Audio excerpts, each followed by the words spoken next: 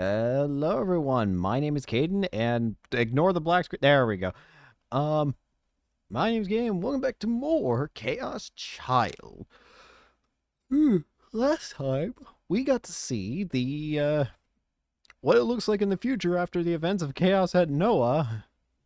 And now there's seemingly a new set of murders going on, which we've already now discovered seem to be following the pattern of deaths that happened, during the new gen serial killings. More specifically, it's doing them on the same dates that those killings happened. So yeah, let's learn about the third killing now. He seemed really disappointed. You sure it's not just a couple that had fight? Would you call reinforcements just for that? And today's the 29th, you know. I told you, you're overthinking this. Kurusu seemed upset. She glanced at the love hotels around her in disgust. Let's get back to school. This isn't a place where students are supposed to be. What if one of the security cameras spots us? She probably didn't want to get involved.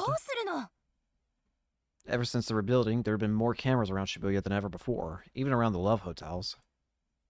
In her school uniforms, he probably stood out. Kurusu motioned for us to go home. And then... I saw something in the viewfinder. On the third floor of the Love Hotel, the windows in one of the rooms facing the alleyway were open. The windows must have been open all the way because the curtains were fluttering out. No. Hey, you normally don't open the windows in a place like this, do you? I asked Ito as I looked up at them. Yeah, probably not. No, I've never been to one. Oh. Ito followed my gaze and saw it for himself. It felt suspicious. I've never been to a love hotel either, so I didn't know, but normally you'd keep the windows shut, right? You wouldn't want people seeing or hearing what you were doing. Why are the windows open, then? And then suddenly I heard a sound from somewhere. It was a calming song with a simple melody. I took a closer listen. Was it a music box? It definitely was. It was coming from the room with the open windows. It sounded like it was inviting us in. What was going on? I looked around. The building across from the open window was another love hotel, but had no windows on that side. I couldn't look into the building like I'd done with the karaoke box last week. And I certainly couldn't climb my way up. Wait, what are you thinking? I must have had a pensive look on my face because Kurusu had turned to me curiously. If we can get inside without them finding us... What? I looked over at the parking meters. There's still only the one car. Okay. There should be a rear entrance somewhere, so let's do it before the police reinforce this gate here. Ito, go around from that side. Okay. I'll take this side. Uh-oh. Yeah. Takeru, stop. Look at me. I began to go around the building, not waiting for Ito's answer, but Kurusu grabbed my arm. You can't do this. This is way beyond what a high school club should be involved in. Won't you listen to me? Crap. She was just a millimeter short of making that face again. And this is one of those dirty hotels too, isn't it? Also, what if you get caught up in something weird? I knew all that. But I didn't want to give up. This might be my chance to get a real scoop. What if you get expelled? As your big sister, I can't let you put yourself in danger. Sister? We're not actually family, are we? Why'd you say that?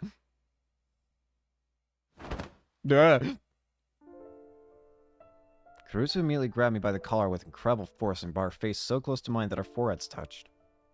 I could tell that her cheeks were flushed. There was a small, wordless growl from deep within her throat, and her arms were shaking a little as she held me. What was she trying to say? No, I knew exactly what she was trying to say. Kurusu didn't say it. Kurusu wasn't the sort of awful person who'd bring up the distant past to try and win an argument. And anyway, that was all over now. It wasn't either of our faults. Stop it! What? What? What happened? Suddenly, Serica ran over and tackled Kurusu. The momentum slammed both of them into the ground. Ow, Serica, what was that for? No fighting, Nan-chan. That goes for you too, Taku. Mom, the newspaper claims that all 5 of us are friends, right? No, that was never our motto. Shin-chan, you need to stop them too. Yeah. Oh, wait, where were you? Oh, that's right. There's no time for fighting, Taku. She suddenly hopped up like a cheap toy. That door's open. Wait, so you're just as bad as... Oh, seriously, I couldn't find a vending machine, so I decided to look inside the hotel. And I went around to the back door and opened it. Yeah, I went inside and there was a vending machine. I said to myself, there you go, fairy stamps. And I bought a drink and gulped it down and said, wait a second. What? You always get ahead of yourself. So Taku, what's the plan? So you've already done half the work for us, is what you're saying. Thank you, Serica. Well, Kurusu... I could tell that Kurusu was glaring at me. Listen, I'm not the one who opened the damn door. This small, sassy child is the one who did it. But she didn't say anything. She couldn't say anything. Let's go together. If we pretend to be a couple, we might be able to fool them if it comes to that. Okay. As soon as the words were out of my mouth, Serica beckoned me to follow her. I did. Bye-bye.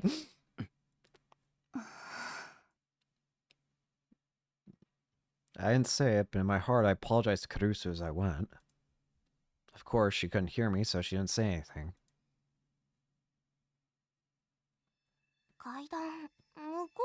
The stairs are over there, though. We went inside the hotel from the rear entrance and hid behind the corner that led to the lobby. This was my first time inside a love hotel, and it was a lot less gaudy than I expected. The name was false advertising. There were no fairies and no one was dancing. Maybe the quiet atmosphere was a selling point. But... Send someone back here. What? No, ask Shinjo-san. The silence was ruined by the sound of a police officer screaming into his phone. He was either confused or just excited because he kept saying the same things over and over again. Something had happened after all.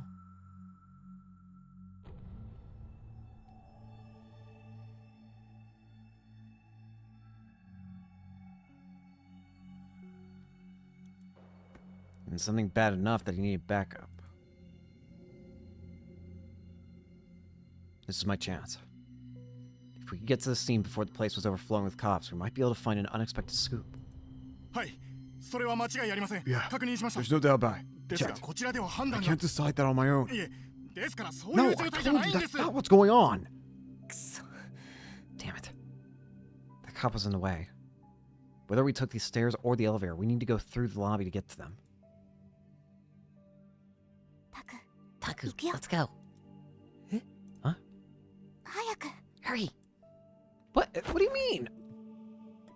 Wait. Serica took me by the arm, as if we were a couple, and entered the lobby without trying to hide at all. Why? Come on.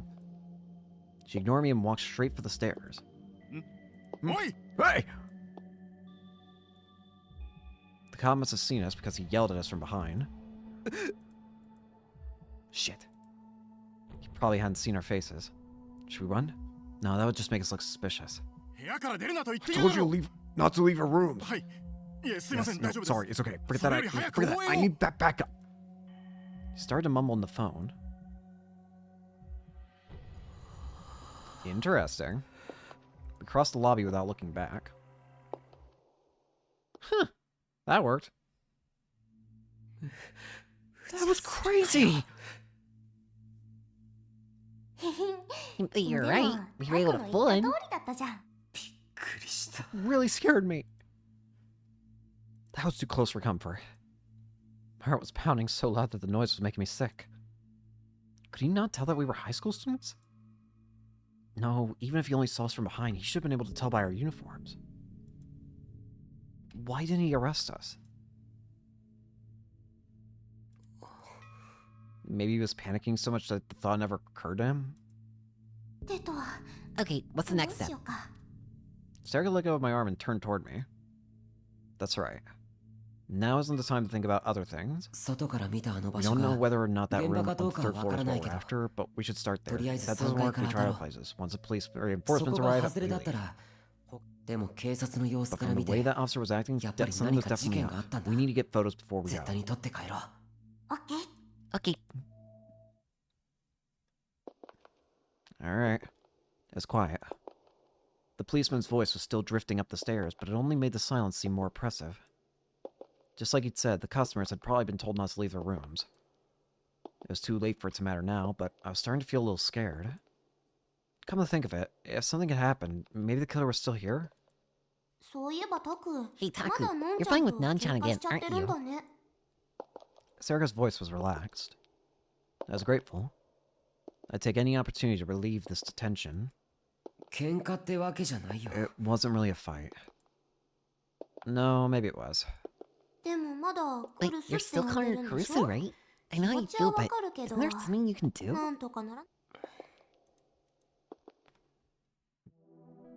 Until half a year ago, I'd called her Nono, her first name. After the incident that had caused me to leave the dorm, I never called her that again.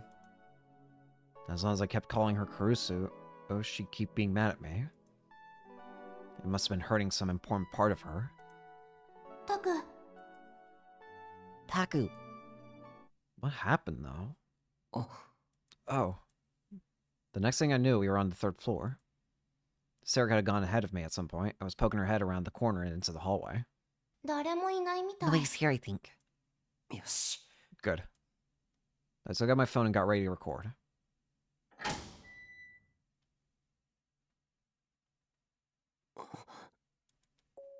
As soon as I went into the third floor hallway, I found myself holding my breath. My heart was pounding even louder than when the cop had yelled at us. I tried to control myself and looked down the corridor. The rooms must have been very big because the gap between the doors was large. The floor was red, sinking into black as the hallway stretched away. I'd hear the unpleasant sound of blowing air. They must have had the air conditioning on. There were no windows, and there wasn't a lot of light, so the hallway looked pretty creepy.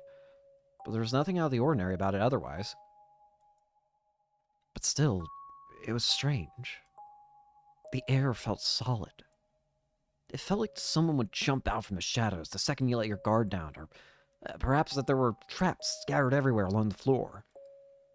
For a second, the floor seemed to be stained with blood, but I shook that image out of my mind. What was this? It was like the fear you feel in the darkness at night. Was it just because there was so little light? No, it was worse than that. It felt like someone was watching me and enjoying my unease. It was like they were peering deep into my heart. Taku? Ugh. I almost jumped off the ground with a start. Huh? What's wrong? Don't just talk to me out of nowhere like that! You scared the hell out of me! It's nothing. Hey, isn't this kind of weird? I gestured down the hallway with my head. Sarah looked past me into the darkness. Well, it's creepy because it's so dim, but isn't that just to set the mood? Was it? Was that all? Was I being too sensitive? I tried flipping the light switch on the wall next to me, but nothing happened. Maybe the bulbs were burnt out, or maybe it wasn't the switch for this hallway at all. Damn it. This wasn't 1407 or something. What does that mean? A 2007 American horror movie about a hotel room where all the occupants commit suicide, based on work of the master of modern horror, Stephen Queen. New Generation Madness, the name of a series of brutal serial killings that took place in Shibuya between September 7th and November 4th of 2009. The methods of the murders were bizarre and entirely unorthodox, which led to its cult popularity among the youth of Shibuya. As a result, the mass media dubbed it the New Generation Madness. A total of 14 people died in all in 7 incidents. And the dates and names of each murder are as follows. There's 9/7, the group dive. 9/19, the man-child. 9/29, the crucifixion. 10/10, vampire. 10/23, numbskull. 10/28, finger food. And 11/4, Dokyun puzzle. Bluetooth. We know what Bluetooth is. Take it easy. Phrase often used to start videos on Nico Nia originates from a piece of ASCII art. Sorry. Acai. Addict. Dominatrix. Crazy.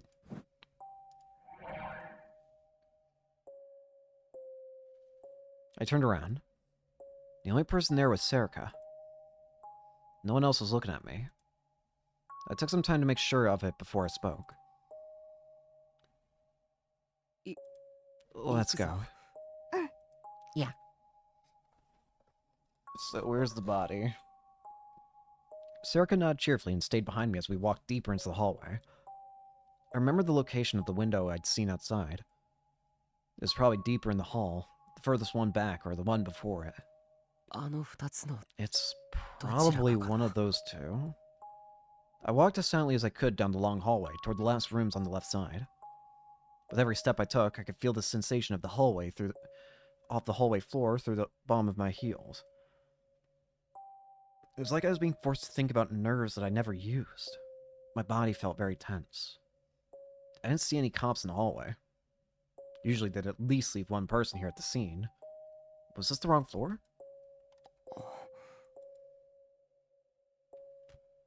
We reached the second to last door. Room 306. Oh dear. Screw it. I listened carefully, but I didn't hear anything revealing. Just the quiet rumble of the air conditioner. Is there people? Come on. This is a love hotel. Excuse me. Oh, right. Hey, what are you... Knocking. Can't...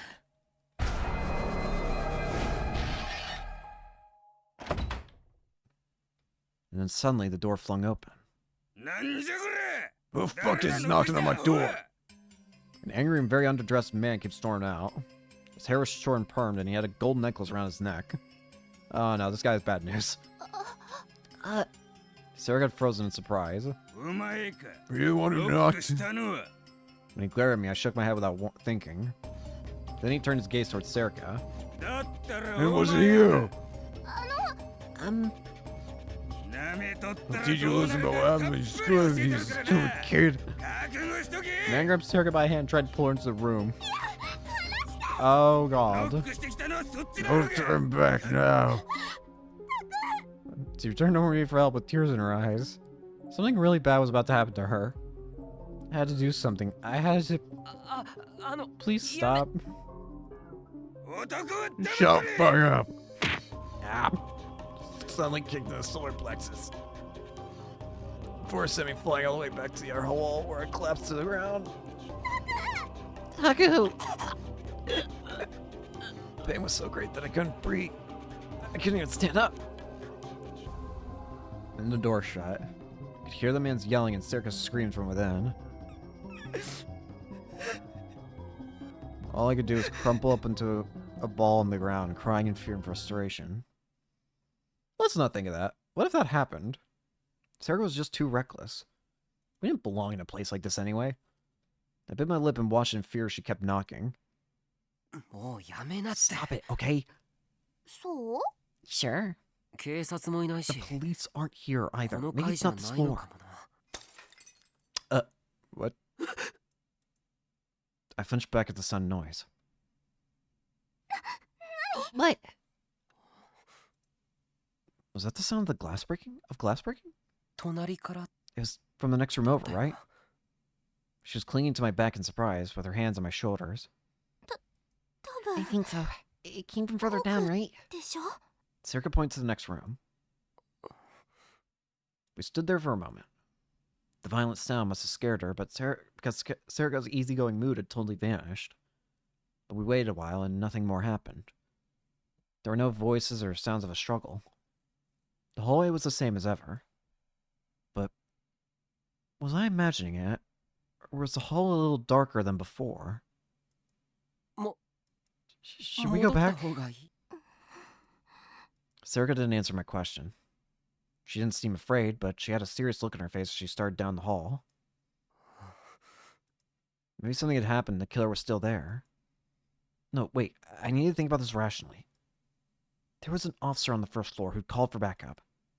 Usually when a call came in, the police never went there alone. There was always more than one. I found that out for myself during my reporting, so I was sure of it. So there had to be another officer at the scene. The killer couldn't just be hiding there.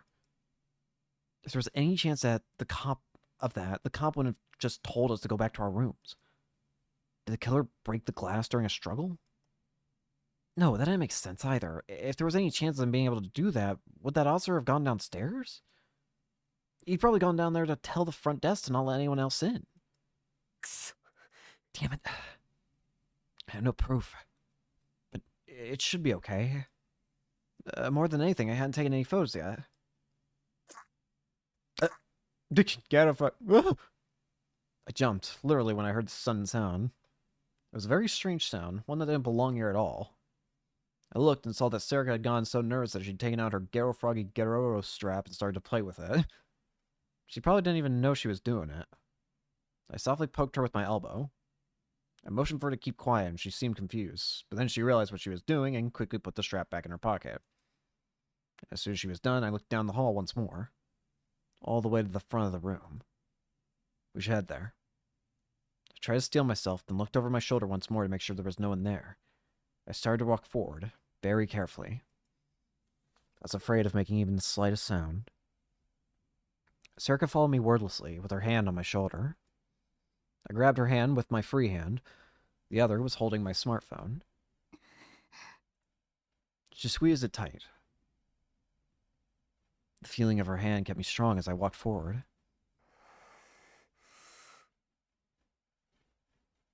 The next room. Room 305. The room at the far end of the hallway. Just like room 306, it had a plain old door, but it felt like it was exuding an intense pressure. This is where it came from, right? She was asking about the sound. 多分 I think so. I answered, despite not having any proof at all. We waited, but still we heard nothing. I looked around once more to make sure no one was there, then put my ear up against the door. And then I heard a small sound. It was a sound that I'd heard outside. The sound from the windows, like a music box playing. It was relaxed and peaceful, even if we weren't, and played the same tune over and over. この部屋だ This is the room. 窓が開いてい The one with the た open 部屋 windows. Serica was looking at me. Will it open? Let's find out. No, that's... I hesitated, but she put her hand on the doorknob. Nope. She seemed relieved, but a little upset. I knew exactly how she felt. I felt the same way. I moved away from the door. I would have liked to take some photos before I left, but... Huh? Did you just hear the sound of the lock? Yeah. That was what it sounded like. We were too confused to move. There was no sign of anyone coming out. Don't open that door. Don't you open that damn door, you idiot. No. No. The door was unlocked. Don't open it. How? Just leave and never return. Move to a different country. Move to, I don't know.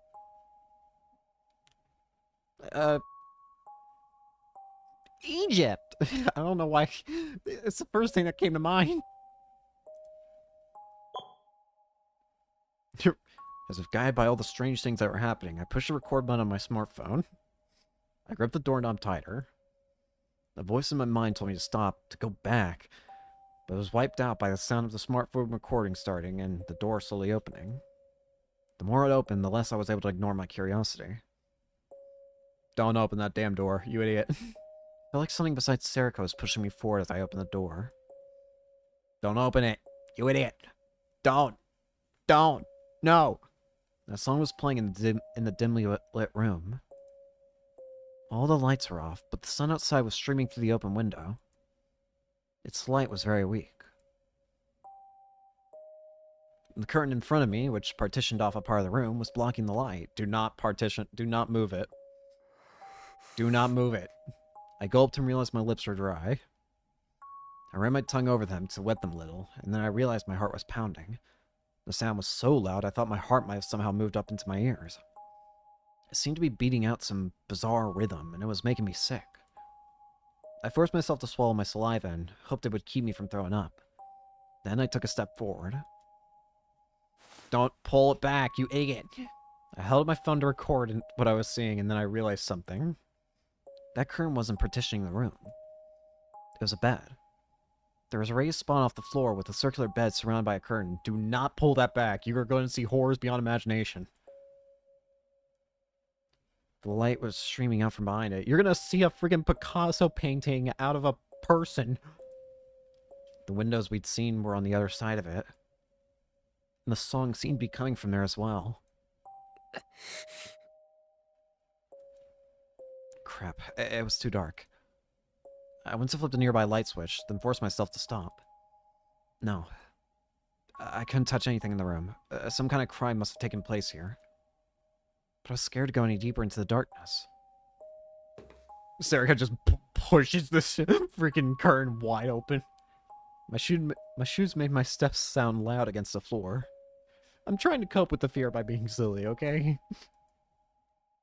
There was no response. Only the relaxed melody. This melody is not so relaxing anymore, it's just freaky. I gave a signal to Serica, who was still behind me, and went deeper into the room. You two are gonna get to see a corpse, like, face to face. You realize that, right? Don't. What? For a moment, I thought I heard the sound of creaking metal. I felt like I was hearing it between the gaps in the music box melody. But there's no change that I could see. No one jumped out, nothing was moving. There was just the sound of the music box. I looked from one part of the room to another to make sure nothing was amiss. If you touch something, you are officially part of this. And then I slowly moved forward. Oh dear. Yeah, that person's dead. Someone was lying on the floor. Huh? When my eyes adjusted to the gloom, I saw... Oh dear. A police officer. Oh dear. Oh, that's why that guy was freaking out. His partner just died. And a woman. The officer was lying up against the bathroom with his legs splayed and his head drooping. The girl was lying on the floor face down. They showed no sign of noticing us. No, that wasn't right. The glass behind them was shattered into 1,000 pieces. Oh god. Yabai. The second I understood what was going on, my hand holding the smartphone started to shake. Oh god. Oh god, oh god. I could see a little blood dripping from the police officer's head. I spun around as I heard the sound. Run. The warmth drained from my face in an instant, and my whole body shivered. Someone's sitting on the bed. Run. I staggered back and slammed into Serica. Let's get out of here. Now. but I couldn't move. Get the hell out! My hand was frozen as I pointed the smartphone toward whoever was behind the curtain. It wasn't doing what I told it to. Damn it. I took a step back, tripped, and then fell to the floor. My lungs weren't working right. The silhouette moved a little, and I flinched. No, it didn't move. The bed was rotating. Whoever was behind the curtain showed no sign of noticing us. They didn't budge an inch. What the hell's going on here? The door won't open. Oh, great. Serga's voice sounded like it was far away. I ran back to the entrance and slammed myself into the door. It's not opening. It's not opening. Why won't it open? Oh no. Serga yelled back at me. Great! Now we're officially fucked. Serga screamed as she slammed against the door. Nice job, you geniuses. I helped her try to batter it down. But it didn't work. It was like trying to batter down a wall. Uh-oh. That's a really bad sound. Suddenly I heard a knock at the door. I reflexively jumped away without thinking. Do not open that door! It was coming from behind this door. The knocking was rhythmic and constant. What? Dude, it was just a knock at the door. But my whole body started to shake. Someone was on the other side of the door. Someone was knocking. It definitely wasn't the police. I felt as if my sanity was boiling away, melting out from the soles of my feet on upward. No. No. Don't open that door. Right, go out the back. Let's use the window. I grabbed Serga's hand and ran to the back of the room. And fell silent at what I saw. Why is that open now? Huh? No.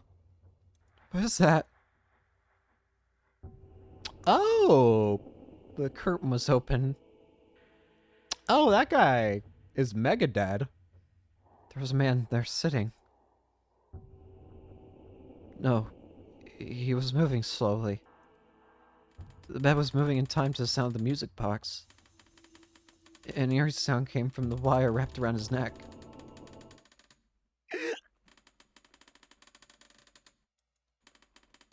The wire was hanging down from the ceiling, choking him. His face was all puffed up, and it was a color I'd never seen before. His pants were wet, and the stain extended to the bed itself. The smell of piss showering my nose. He wasn't alive. He was dead. What the hell is this? How was he dead? Did he suffocate? Why was the curtain open? And what the hell was he doing? Why was he dead? I heard him move without me realizing it. Huh? I need to use the window to escape. But I pointed my phone's camera at the body instead. We can get out of here. The body spun slowly. Each time I went around, the wire made an awful sound and dug deeper into his neck. Oh, his head's about to pop off. It dug in so deep I know that the man's neck was the size of my wrist. His skin must have been broken, because he was bleeding a little. Haku! What am I doing? Sarah was right next to me, but her voice sounds far away, like she was talking through a telephone. I need to get out of here. But I couldn't stop the filming. Why was I doing this? Why was he dead? The wire dug deeper and deeper into his neck without waiting for me to come up with an answer. The body turned away from me. I could see the back of his neck. The flesh around the wire was swollen, red, and black. I heard a muffled sound like something hard snapping inside of a bag. It's just a little... Oh, it's about to pop off. His neck had just broken. It must have been the sound of his neck breaking. Haku, let's get out of here. Here's Eric's voice. Get out of here. Get out of here. That's right. I need to get out of here.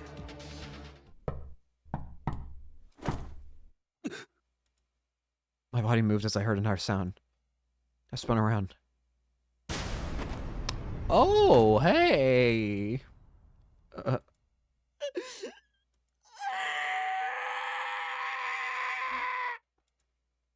I screamed. And then I heard something from behind me. I don't know what I did. But the next thing I knew, my whole field of vision had turned red. And I felt something like a ball hit me. Before I could understand what it was, everything faded to black. Oh, incredible. That was fascinating. September 30th, 2015. Wednesday. midnight.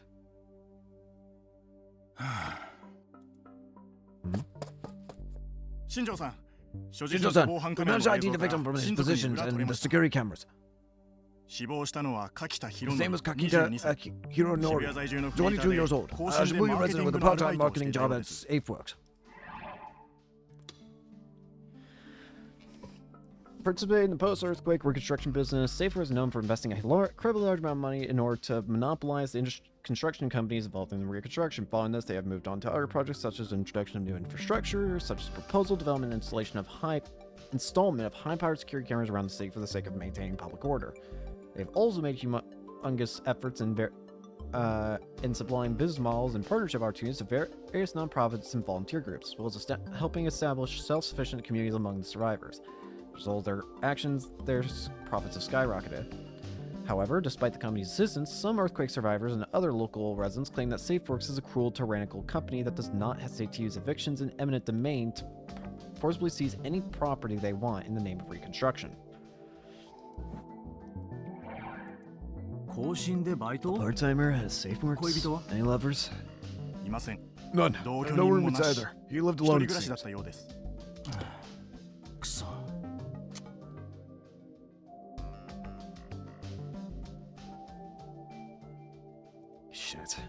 Shit. Shinjo cursed. If he was single and not in a relationship, it would take time to figure out his private life. And SafeWorks was one of the companies that had profited the most from the recovery projects in recent years. Part-timer or not, if he worked there, he was probably pretty busy. It was possible that his co-workers knew just his name and nothing else about who he was outside of work. Shinjo-san, what do we tell the media? Kayomi TV and Nikoniya's net reporters are refusing to leave. Those two kids we found seen, who said they're with the Hekiho newspaper. They've calmed down, but they're still not making a lot of sense. That other girl doesn't have anything that will tell us who she is. But we're checking if she's a friend or relative of Kakita's, but no luck here. She's refusing to say anything. Also, Francis wanted to know. Hey, you can't just... This is Watanabe from Nikoniya News. Excuse me, what's going on here?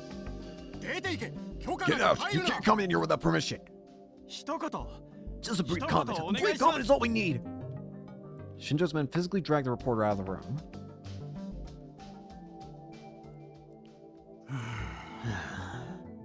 He had to stop himself from putting his hands up to his head and moaning. He couldn't let his men see him acting weak. Shinjo had been with Police HQ's Section 1 for less than 7 years. He didn't get along with his superiors, but he managed to pick his way into being in charge of this case. Maybe this was his way of avenging the death of an older detective who he'd admired. Once you're done looking at the window frame, make sure it can't be seen from the outside. There's no telling what those net reporters will do. Yes, sir. I'll talk to the forensics myself. Oh, and put some more manpower into checking his connections at work. I'll tell the bosses. Yes, sir. So what about those kids? I'll handle them too. Get to it. Yes, sir. His men raced out of the room. They never had a case like this before, and they were probably pretty excited. There was a lot going on in this room. 2 people were knocked out, a girl and a police officer. But most importantly was the guy who was being strung up. And it got to a point, I think, where his head was... It seemed like it was... The music box was kind of like ticking down to his like inevitable fate of having his head popped off. So was Shinjo, to be honest. The whole thing was such a mess that he didn't even know where to begin, but his detective's instincts were screaming at him to start doing the work needed to find the killer. Yosh. Okay.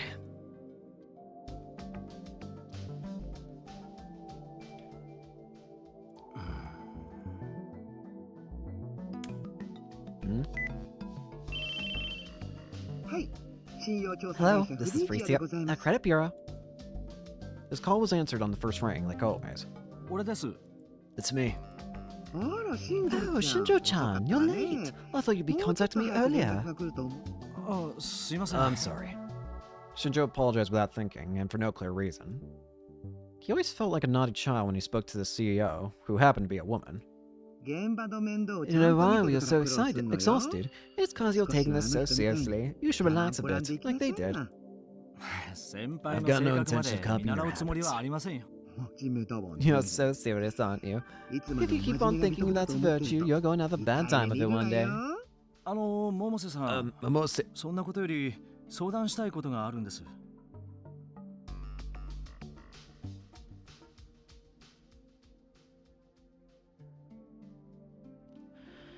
Who? Momose?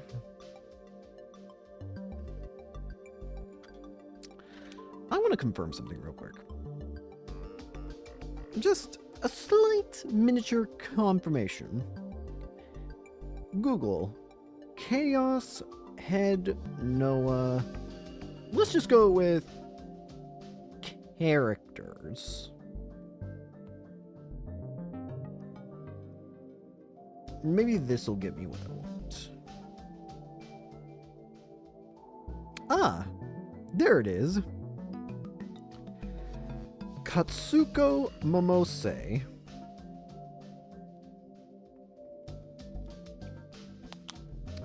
You know, the funny lady back in Chaos Head Noah, the one that Detective Ban was always talking with, the one that was revealed to be part of that like special like group of people. I can't remember their names. I think it's like the Committee of 100 or something. Yeah, it's one of them. At least like it's implied that she's one because of the events that happened in one of the endings. What are you doing here? There's something I wanted to talk to you about. Shinjo cut her off before she could continue her lecture and give her a brief description of the scene. This was a violation of the rules, but the only way to solve a crazy case was to be a little crazy yourself. That was the first thing he'd learned from that older detective. Don't tell me you're talking about Ban. So it's a murder, not suicide. Momose asked her questions after he described the situation. She got to the heart of the problem. 現状ではそ We're れが not わ sure から right ないん now. です。 The hotel had gone suspicious when Kakita had never come down after the checkout time. When more than 10 calls to the room went unanswered, they contacted the police. 2 officers, as well as someone from the hotel, had gone to the room, where they found the body and an unconscious girl. 1 officer stayed at the scene to keep it secure, and the other searched the hotel to make sure it was safe. During the search, he got forgotten to lock the employee entrance in the back near the stairs. That was how the 2 students from Hekiho had gone in. Shortly after he had left the room, the girl woke up and started strangling the officer who stayed behind. He did his head on the edge of the glass window and knocked himself out. Judging by the way her eyes looked, it was similar to how, what was the first victim's name? Utani? Something like that? It was similar to how Utani's eyes looked when we saw him get, like, controlled. I think that they're using the same devices that they used in Chaos Head Noah to, like, influence people. I don't remember the full details of how they are, but it was like those burlap sacks that held weird machines in them. I think that they're using something similar, if not the same thing. But for some reason now, we can actually at least see a sign of it, which again is like the way that their eyes look.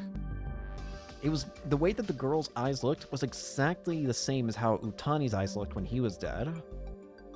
Although the girl's alive. He was gonna be fine, but he'd been out cold until backup arrived. So there's only one dead person. Got it. The other guy just got hurt. Yeah, this guy, the police officer against the window, he's fine.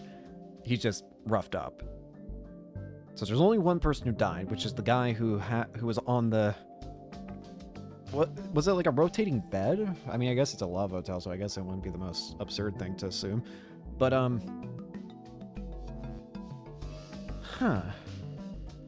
they were strung up by 4 strong wires, probably like, considering there was a metal creaking sound, I'd have to assume they were like steel wires or something like that. He was strung up by 4 of them, held into place on the bed. And the music box was playing in accordance to how the bed or whatever he was on was rotating. And after enough time passed, it was basically guaranteed that his head would pop off. But why? I mean, again, I'm asking why when... I just realized how stupid a question that is. I should not be asking why, because that is an impossible question to answer. There's never usually a method behind the madness of why these people die in the ways they do. I mean, one person died... I mean, if we're talking about the first Chaos Head Noah, somebody died because they looked like a freaking banana.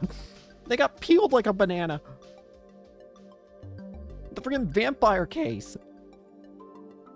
You explain to me why anybody would want to kill somebody like that. Also, weird off-topic observation, but look at the window.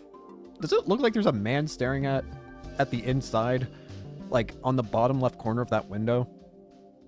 I swear it looks like there's a head there. And I'm just getting very, very confused by it.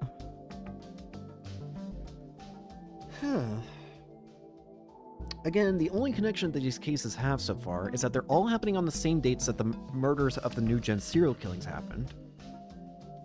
In that case, actually, that actually reminds me. I want to connect something.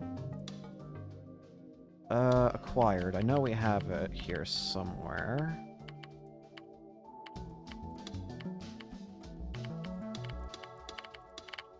Let's get rid of those out of the way. Where is it? It would be an N. There it is. So, Utani's murder would correspond with the group dive. The singer's murder would correspond with man-child. This case would correspond with the crucifixion.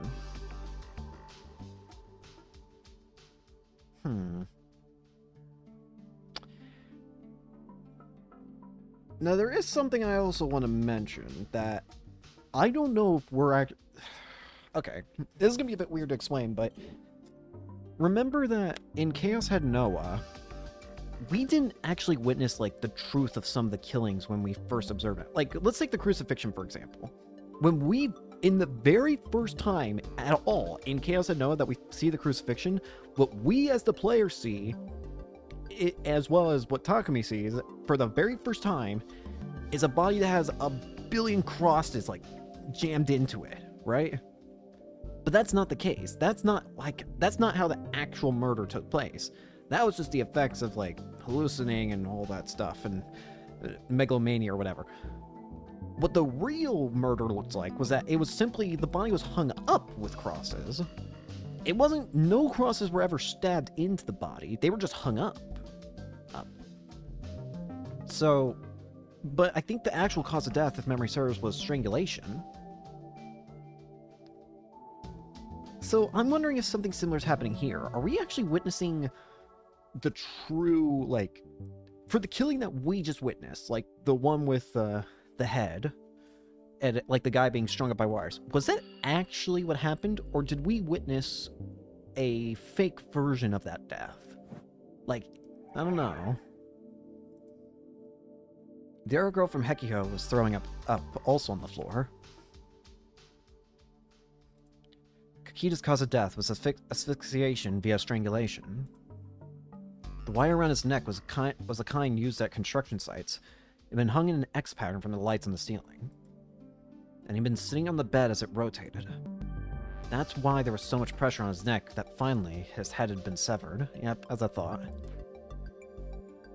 It was designed in a way to where his head would be popped off after enough spins had happened.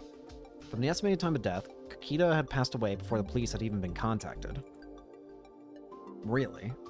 The body on the bed kept spinning in time to the music, one rotation every 2 minutes. In the end, the man's head had been cut off completely.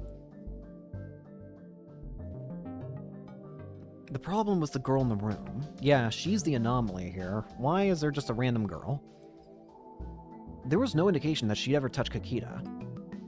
There were no fingerprints or any other signs that she touched Kakita's body, the bed, or the wire. The only things they'd found under her fingernails were skin and blood from the officer she'd strangled. Now, why did she strangle the officer? I think the obvious answer there might be that I think she probably heard the same thing that controlled Utani and the singer. Again, the burlap, I assume it has to be something similar to the burlap sack thing that they had back in Chaos Head Noah that made everyone go crazy and controlled what they saw and everything. I have to assume it's the same thing.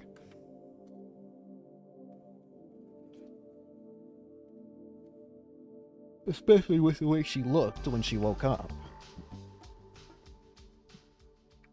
In fact, there was no indication she touched much of anything in the room. Everything they found belonged to Kakita. And according to the officer she'd strangled, when she attacked him, she had clearly been in an unstable psychological state. Yeah, look at how her eyes look, like with the tears. It's basically the same way that Utani looked when we got to see his face. Her eyes have been bloodshot and out of focus. So she probably heard the same thing that Utani did. So what are you trying to say here? The girl just watched Kakita die without touching anything in the room and then started strangling a police officer while temporarily insane?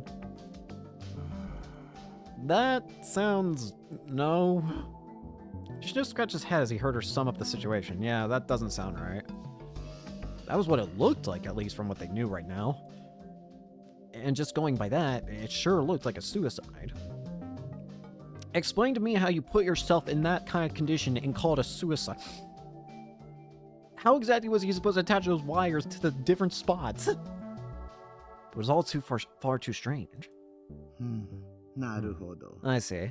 This is a bit of a problem. What about these kids from Hekiho that got inside the room? It seems like it was pretty traumatic for them. It sounded like it was pretty traumatic for them, so of course they wouldn't say anything. But now they're starting to talk. But they're from Hekiho, and that place has some issues. Really? He checked with the school and verified that they were part of the school's newspaper club. The security camera at the rear entrance had seen them coming in, which matched up with their testimony. But he didn't know what to make of their testimony that the door had opened on its own or that someone else had tried to come into the room. Yeah, that's our problem. Why did we start hearing the knocking? Did somebody want to try and get us with the same machine?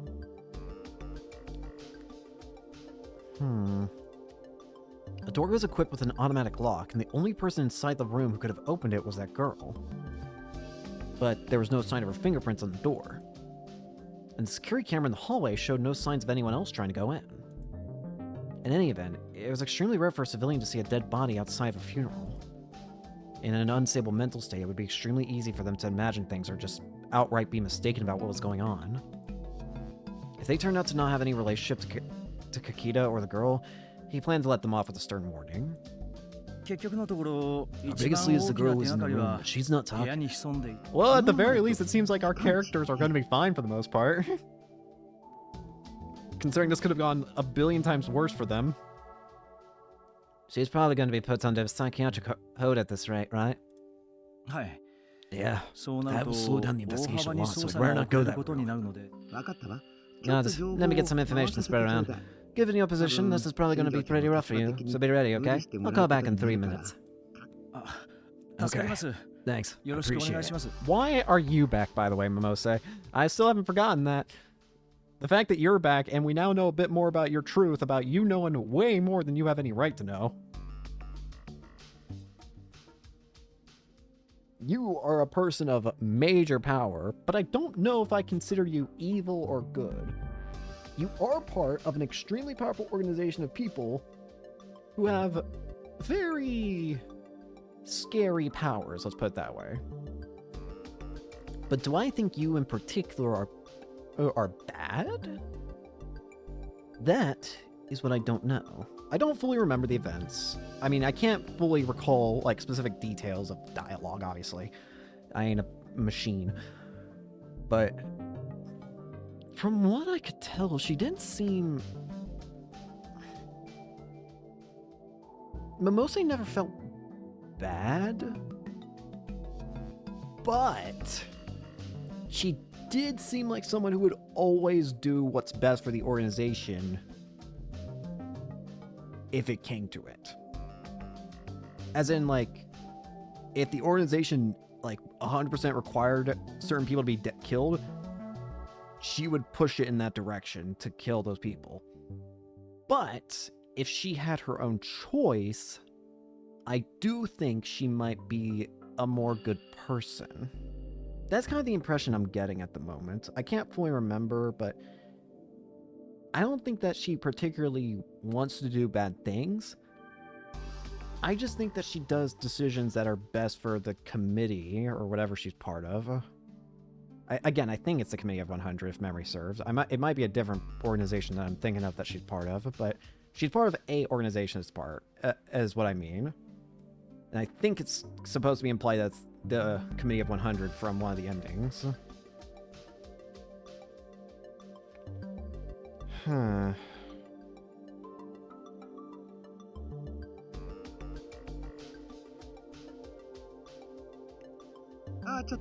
Oh, wait.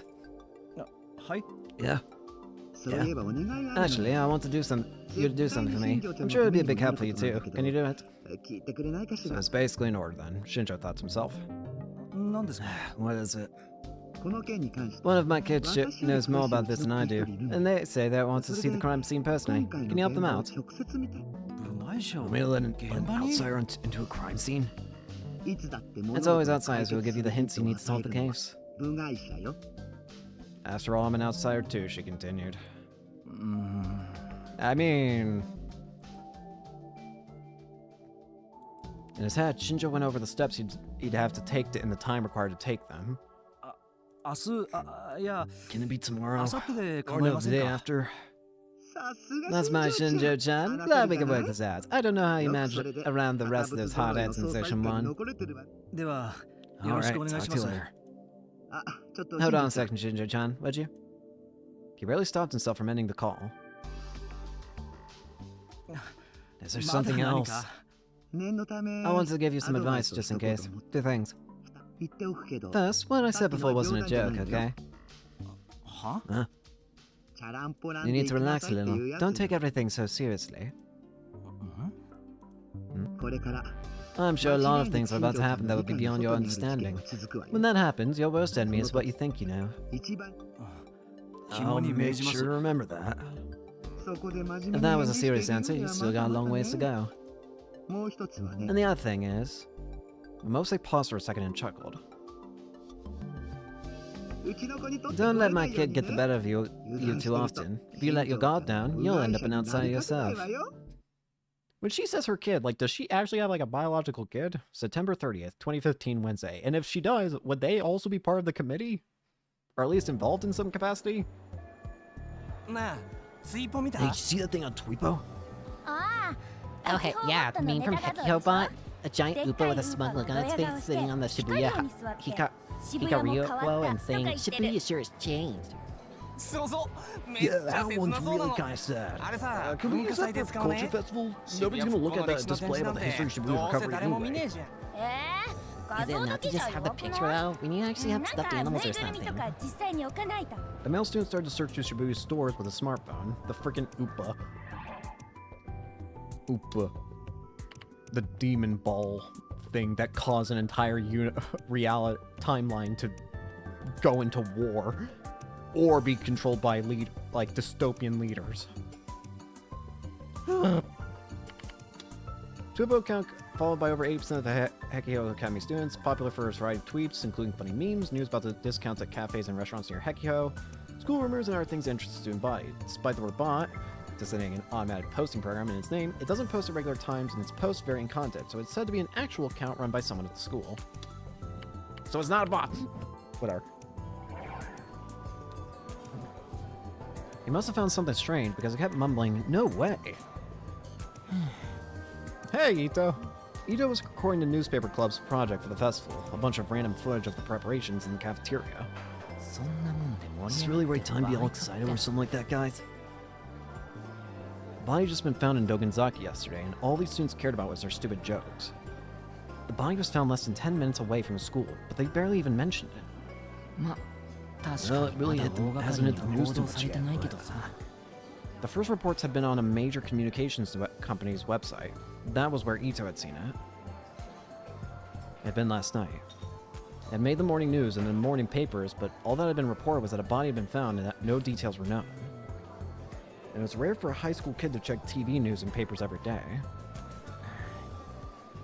There was no word from Miyashiro. Ito was really worried about what had happened at the Love Hotel, but he had no way of asking about it. Damn it. He took out his phone, even though he knew he hadn't gotten any calls. Sure enough, there were no messages. Sorry, I was doing something. He'd been doing that a lot since yesterday. He couldn't bring himself to make a call. He didn't know what to say. He didn't know what to say to a friend who'd been taken away by the police.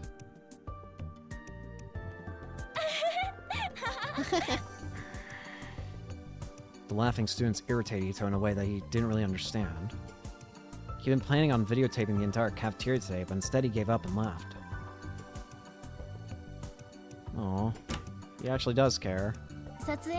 You filming? I hope it's going okay. He went inside the club room and saw Kurusu was there. You do not understand how difficult it is for me to not accidentally say Kurisu every time I say this character's damn name. You do not understand the pain. I keep almost saying Kurisu. I've already done it once, I think. Any word? Kurisu's expression clouded over for a moment as she shook her head. Nothing since then. I see. Wakui, the club advisor, had told him that Kurusu had taken a change of clothes from Miyashiro to the police station last night. She'd been told that neither Miyashiro nor Onoe were hurt. The police were probably going to let them off with a warning, and if they weren't suffering any after effects from the trauma, they'd be let go in the morning. But school was over. It was almost evening, and there was still no word from either of them. Ito dropped into his chair. Damn it. School's so peaceful. Barely anybody's talking about what happened yesterday. Please remember to clean up. I see. I mean, sure, there are about 2 murder reports in a week in Tokyo, so I know it's nice having a new thing, but... Still, Dogan's is right next door. It's possible someone walks by that place on their way to school. Actually, I bet someone does. Maybe it's like he always said. None of these people ever read the real news. Do you have any idea how transparent you are? Kurusu chuckled. Huh? You're worried about the two of them, right? Yeah, you are. Ito started to speak, but then choked it back. I like that we switched from Ito's perspective to Kurusu's now. Not really. Aren't you the one who's worried by this vice president? Ridiculous, she chuckled.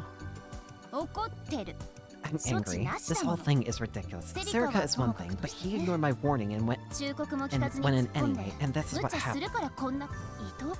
He's making you do all the filming for the newspaper club, too. No, I don't really care. It's not that big a deal. It is. When you're given a job, you need to do it. Oh, hey. Is this it, Kurusu? What's going on with the budgets? I'm gonna have to redo everybody's voices at this rate. I kind of messed up. Kawahara appeared. He was very out of breath. Huh?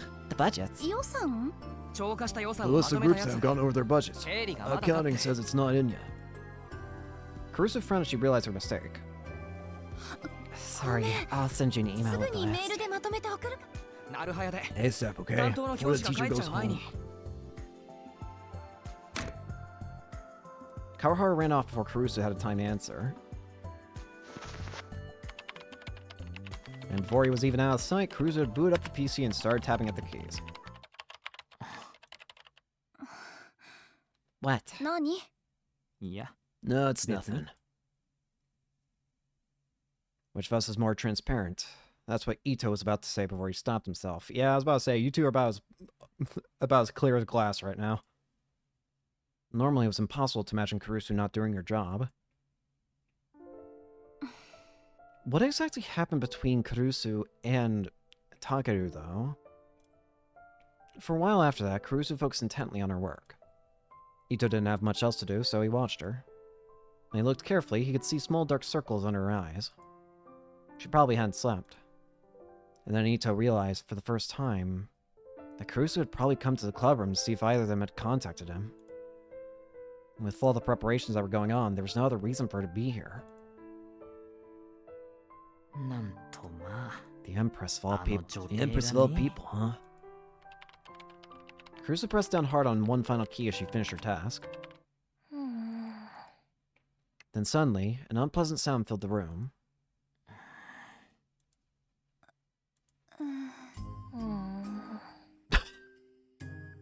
Hana. あ Hey. わかってる。 I know. Hello, the gamer. They looked over and saw that Kazuki was nibbling on dried squid as she played her game, oblivious to everything around her. I just vibe with this character the most. Ito had seen her come in after Kurusu had started her work. He thought she might say hello, but knowing her, probably not. He'd also seen her start to play her game. He'd been trying not to bring it up, but that was clearly impossible now. She must have been concentrating pretty hard. Her gaze was constant and steady. Ito sighed. I wonder if friggin' does Takumi still play ESO? こいつはいつでもマイペースだな。 She's always stuck in her own little world, isn't she? Maybe she doesn't care about anyone else. そんなわけな Of いで course しょ。 that's not true. She's just a little この stronger 子は willed than 他の most 人よ people. り。にしたってよ。 Even so. She's in the same club as them, he started to say, but Kurusu stopped him with a raised hand. She looked down at Kazuki's game screen. そうでもなかった Evidently みたい。 not.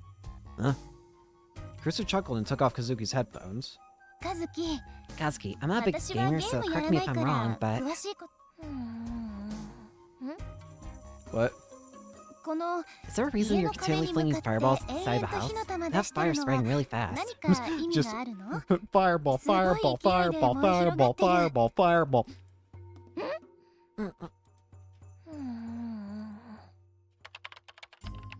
Kazuki looked back at the screen with a stunned expression on her face.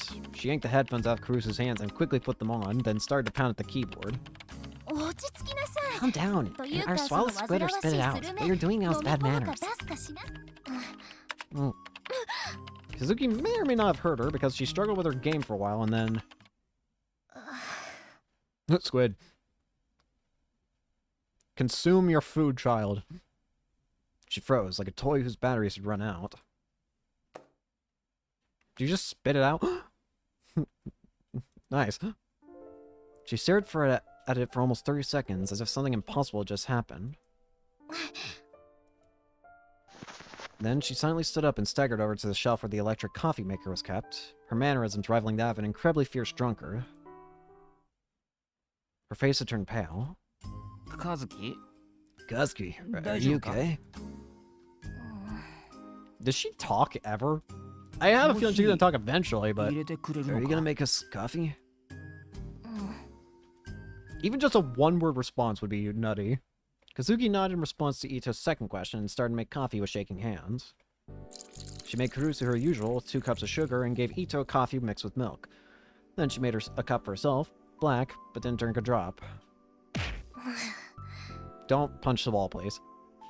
Her forehead slammed into the desk with a thud. That's worse. And she became so quiet that it was impossible to tell if she was breathing. Did she just kill... Did she just die? What? ね？ See? Kurusu looked to Ito for agreement as she cleaned up Kazuki's squid. いや、 Wait, really? そうか？ He took a sip from his coffee, not sure what to think. Yeah, it seems like she does care in her own way.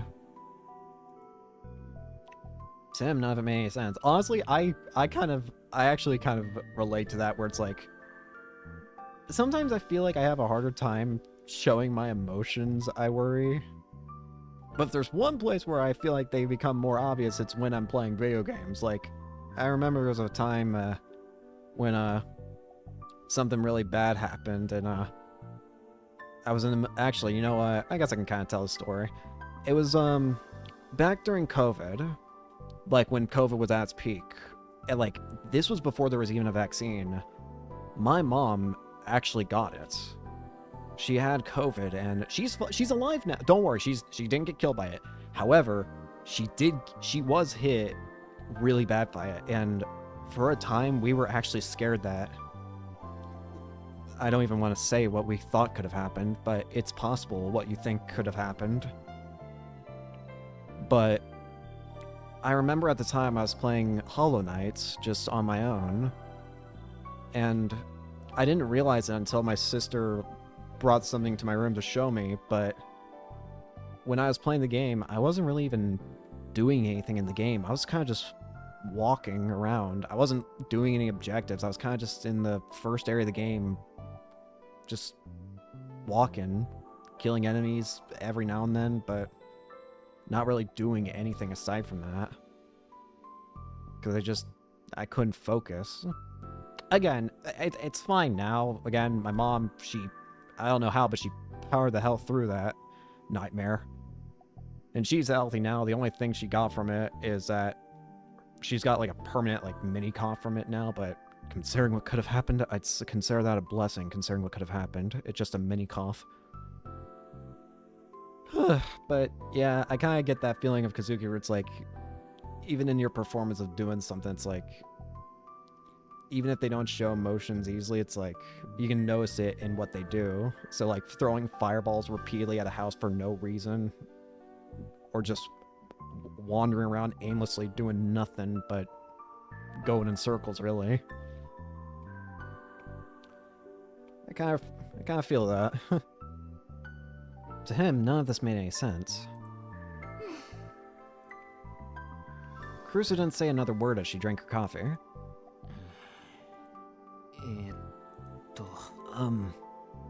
Ito looked up at the blank ceiling and decided that this was as good a time as any to ask. It wasn't that it was wrong, but it still felt kind of awkward. Hey. Nani? What? あいつがこん Is な there a に reason 事件 he's so に入れ obsessed 込ん with で this るのっ case? て Yeah, we need to know. There's gotta be a bigger reason why Takeru is so obsessed with this kind of stuff. And why is there exactly a rift between Takeru and Kurusu? Kurusu froze. She lowered her gaze as if searching for answers in her coffee cup. Back to Ito. What about you? You seem pretty interested in it yourself. I completely switched. Seem pretty interested in it yourself. She seemed to be trying to change the subject. 俺は I just こ like う this いうのが stuff. 好きな人だから。こういうの？ This stuff? 猟奇的な事 Weird 件。 murder cases and stuff. でも、 But still, 昨 running 日 into a み crime たい scene に like you 現 did 場に yesterday 忍び was... 込むっていうのは。 That was going too far, he continued. は Yeah, why was Takeru so obsessed with that? Kurusu silently took another sip of her coffee. She seemed to be staring at a single point in the distance, lost in thought. It was clear that while she was seeing the things around her, she wasn't paying attention to any of them. Seeing her like this scared Ito a little.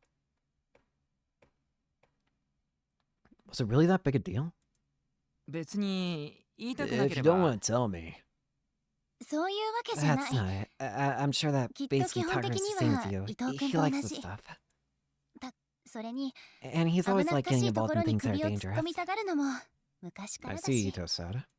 小学校からだっ You け two started living あいつ together in が副部 elementary 長 school, と一 right? 緒に暮らすようになったの。ええ。 Yeah, that's right. A 正 little 確 after に the は earthquake 被 to your 災して size. 少し経 Just った about the からだ time から when I would have been 中 entering middle 学生 school. に上がるか上がらないかの時だけど。 Kurusu and Miyashiro were both what people called earthquake orphans. Oh. They'd both been in 6th grade when they lost their parents to the earthquake. Since they had no relatives to take them in, they'd been sent to the same orphanage, a group home known as Alba Dormitory. Kids like them weren't common in Shibuya these days, but they weren't exactly rare either. Miyashiro had been so badly injured during the earthquake that he'd become comatose. He was still in that coma when he arrived at the dorms. Jesus. The head of the dorm was also the head doctor at the Alba clinic downstairs, and so for a while, that was where Miyashiro was kept. Kurusu had taken care of literally all his needs. There were 4 kids at the facility. Kurusu and Miyashiro were the oldest. Since her birthday was earlier than his, she dubbed herself the oldest of the 4 siblings and volunteered to take care of the other 3. Even back then, Miyashiro had a habit of being curious and getting into trouble, so that's why she acted like they're siblings. In a way, they are. Adopted siblings, but siblings nonetheless. He's a bit of a brat, you know. He says that he's different from everyone else all the time, even though that's not true. She spoke like a parent worried for her child's future. But in the end, he... Hello, everyone. Oh, I didn't think I'd see you here, Kurusu-kun. Have you heard anything from them, Mr. Rakui? The club advisor, Wakui, was quite relaxed as he came into the room. Kurusu quickly stood up and rushed over to him. He nodded in motion for her to calm down. Yeah, just now. Just now. 大丈夫そうでしたか I don't know what voice to give you. Is everything okay? Huh? Of course. Hey, Ito-kun, get to the gym. Now. Huh? 体育館 Gym. な Why? んで The live music club says they're about to do rehearsal. Should be good food for a culture festival. Oh, you know what voice I want to give this guy? Actually, I think I know. Kurusu's expression froze. I don't know if I can... I know what voice I want to give him, I think, but I do not know if I can copy it. I'm going to try my best. And suddenly it changed. Is that really what you heard, Mr. Rakui? Oh, God. Oh, God. This teacher's about to get beaten up by 3 children. Okay, I gotta remember the voice that I'm thinking of. Yeah, that's right. What's up, Kurusu-kun? You look so happy. Oh, I seem happy to. You gotta get out of here, man. You gotta get out of here. I'm going now. You're coming too, what, Mr. Rakui? ちょっと Huh? Wait. Sensing a gathering storm of violence, Ito pushed Wakui out the door. You gotta get out of here, old man. You gotta leave. The voice that I want to try giving him for some reason, it's just, I don't know if it's the glasses that made me think of it. But the first person that came to my mind when I was thinking, like, what voice do I definitively want to give this guy was, like, Thomas from, frickin', Trails of Cold Steel. Like, the teacher dude.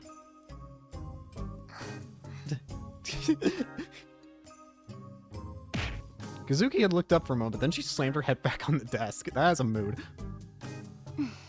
But please stop slamming your head. Now that she was all alone, Kurusu took out her phone and checked it. There's no message, of course. She sighed and looked at the board. That instant yesterday at the Love Hotel, whether it was murder or suicide, from the way Miyashiro and Inoue had looked when they'd been taken by the police, something had happened.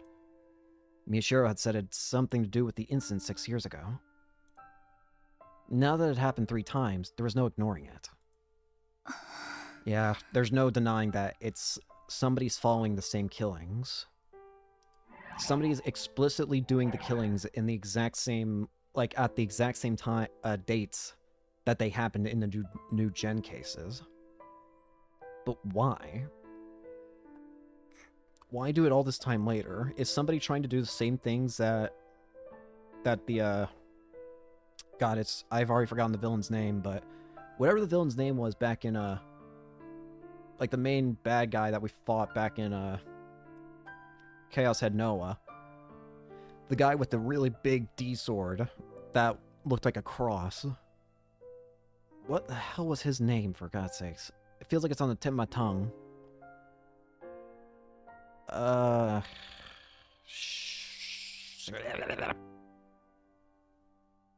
Whatever, the point is it that somebody's trying to do the same thing?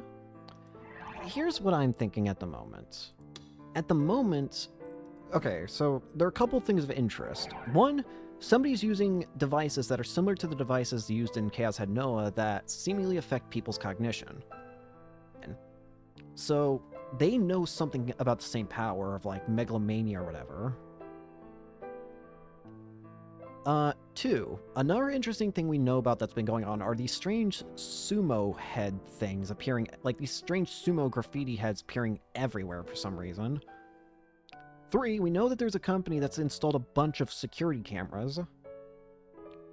If we combine all of that knowledge together, is somebody from the company that put up all the security cameras maybe trying to control the world in the same way that that guy back in Noah did? Again, if I can remember his name, again, it was the guy with the big old D sword gosh dang it, why am I terrible with names? I can remember exactly what he looks like. Like blonde hair, like kind of like long, like kind of like square, like long-ish face, kind of. I feel like he had a big nose, like a pretty big nose. He always swung his D-sword with his right arm and had like a big stance. Black suit. I can remember exactly what he looks like, but I cannot for the life of me remember what his name was. I'm always better remembering, like, what characters look like, not their names.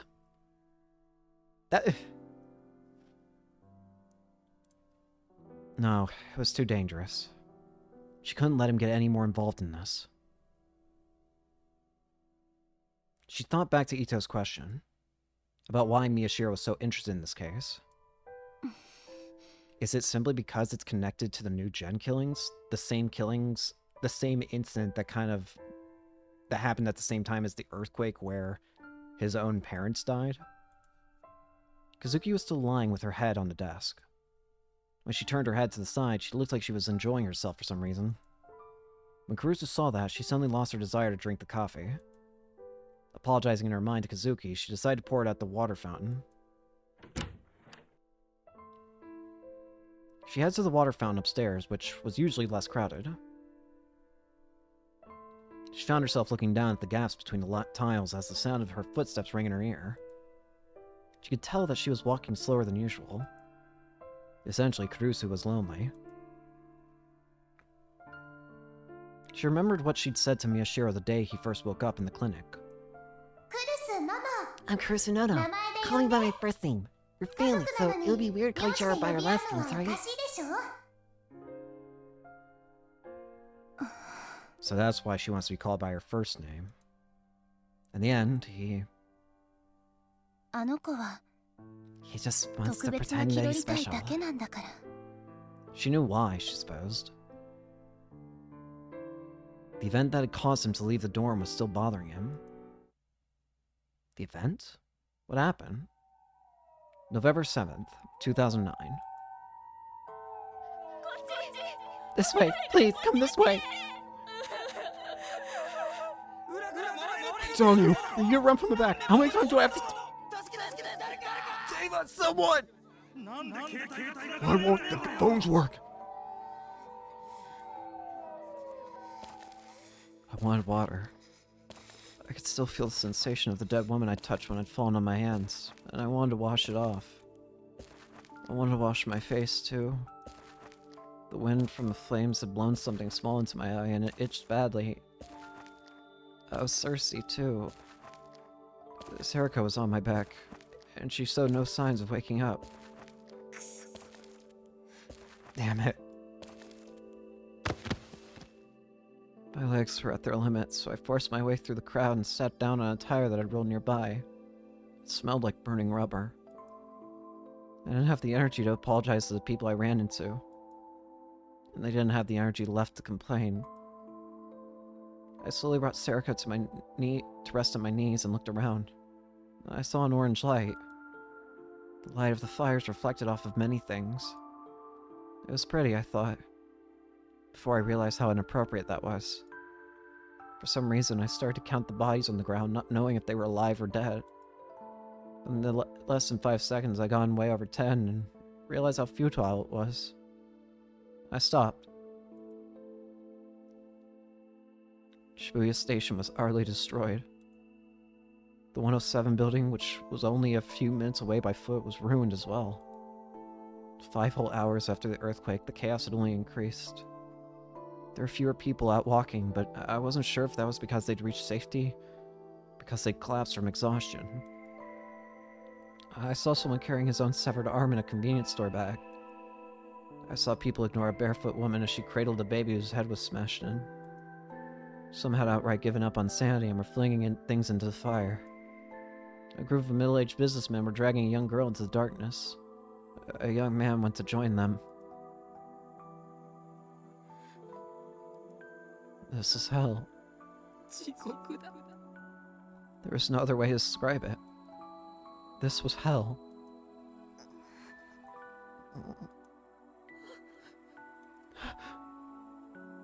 Circa moaned a little in my lap. I slapped her cheeks to wake her up. Oh no, oh no, Her face was warped in agony. It was okay. She was breathing. She was okay. We're heading to Yoyogi, okay? You know, that big general hospital? You remember, right? We snuck in there once when we were little. Instead of answering, she just moved her eyebrows a little. I swore and lifted her up on my back. She didn't seem to be that badly injured, but this kept happening. I wrote on Twippo that the general hospital in front of Yoyogi Station was accepting patients injured in the earthquake. I didn't know that it was true, but I had no choice but to go. It had to be better than the hell that Shibuya was now. Don't die. I yelled, unsure if Sarah could even hear me, and started walking. I just needed to get to the hospital. What the fuck was that?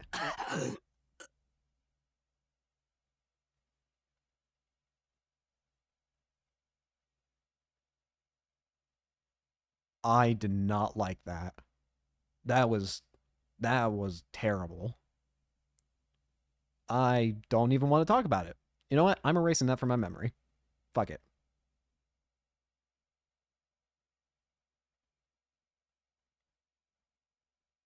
I leapt up. I quickly glanced to the left and right as I tried to calm my racing heart. I saw that I was in my own bed.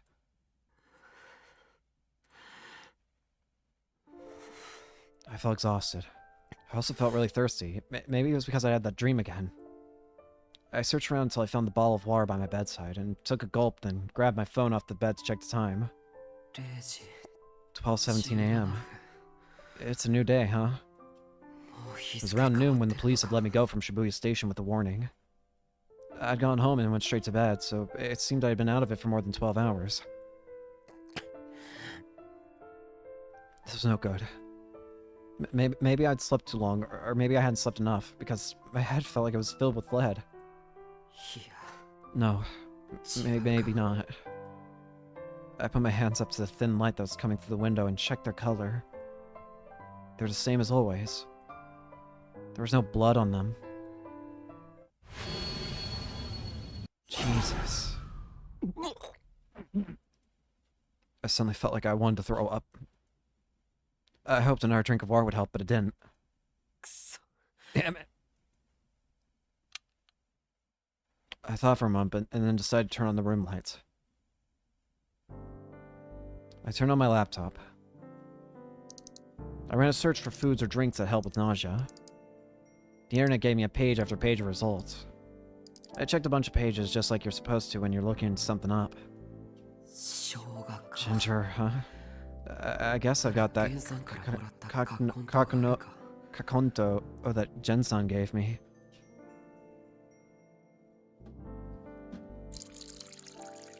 I looked under the sink until I found the kanto powder, then poured it into a cup and added some hot water from the electric kettle.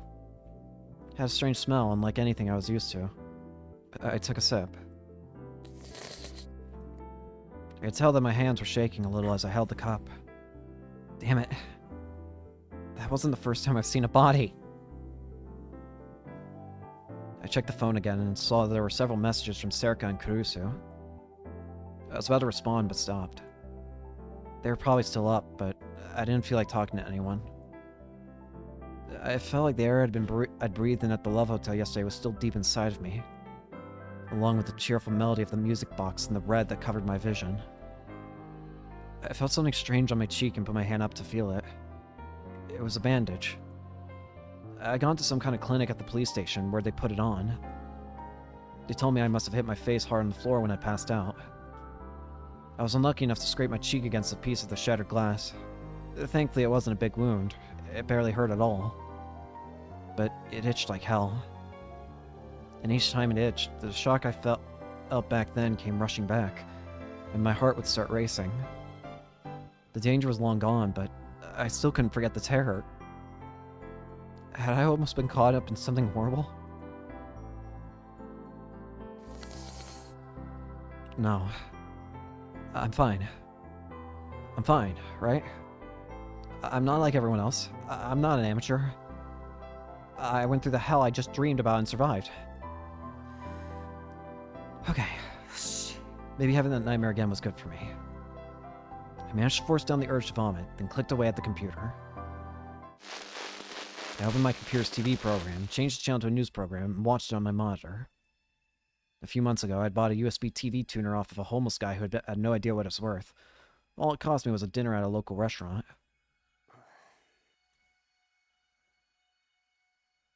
Just like I thought, there was an article about the events of 2 days ago. All they said was that a man's body was found in Dogenzaka Love Hotel. They didn't say whether it was suicide, murder, or just an accident. There was nothing about the girl who had been found at the scene, or about me and Sarika. I see. I figured this was what I'd get. I never experienced for myself the gap between what happened at a crime scene and what was reported on TV, but it didn't really surprise me.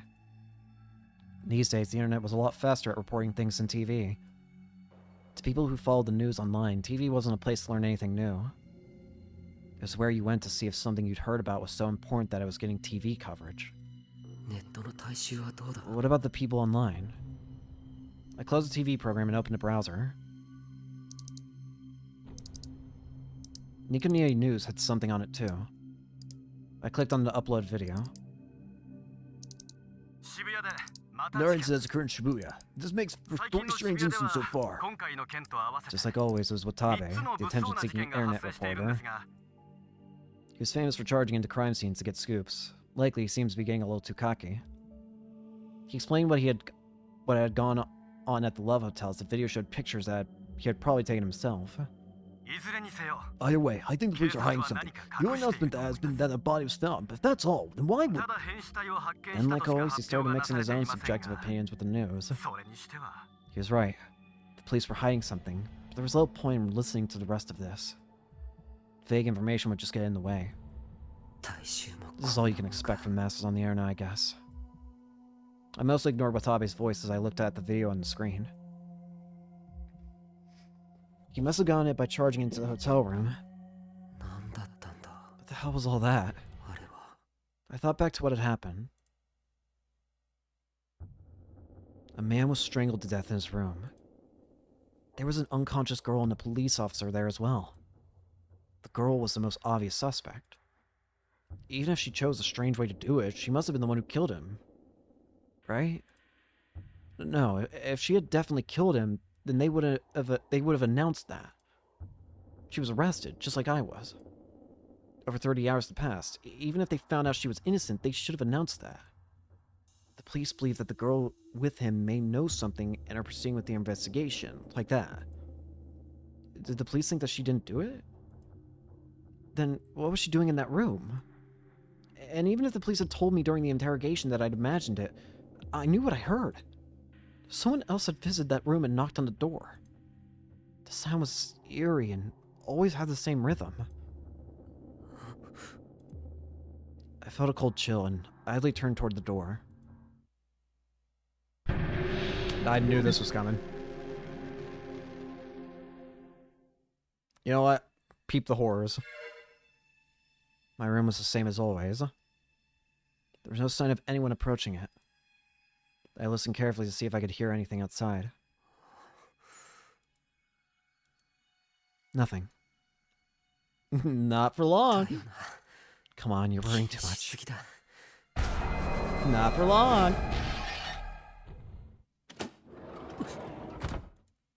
Huh? I couldn't believe what I was seeing. The doorknob spun on its own. The door opened. I couldn't believe it, but I'd forgotten to lock the door. Someone was here. Who? Was it Serika or Gensan? Or someone who had something to do with what happened yesterday? Was it okay for me just standing here? Who's there?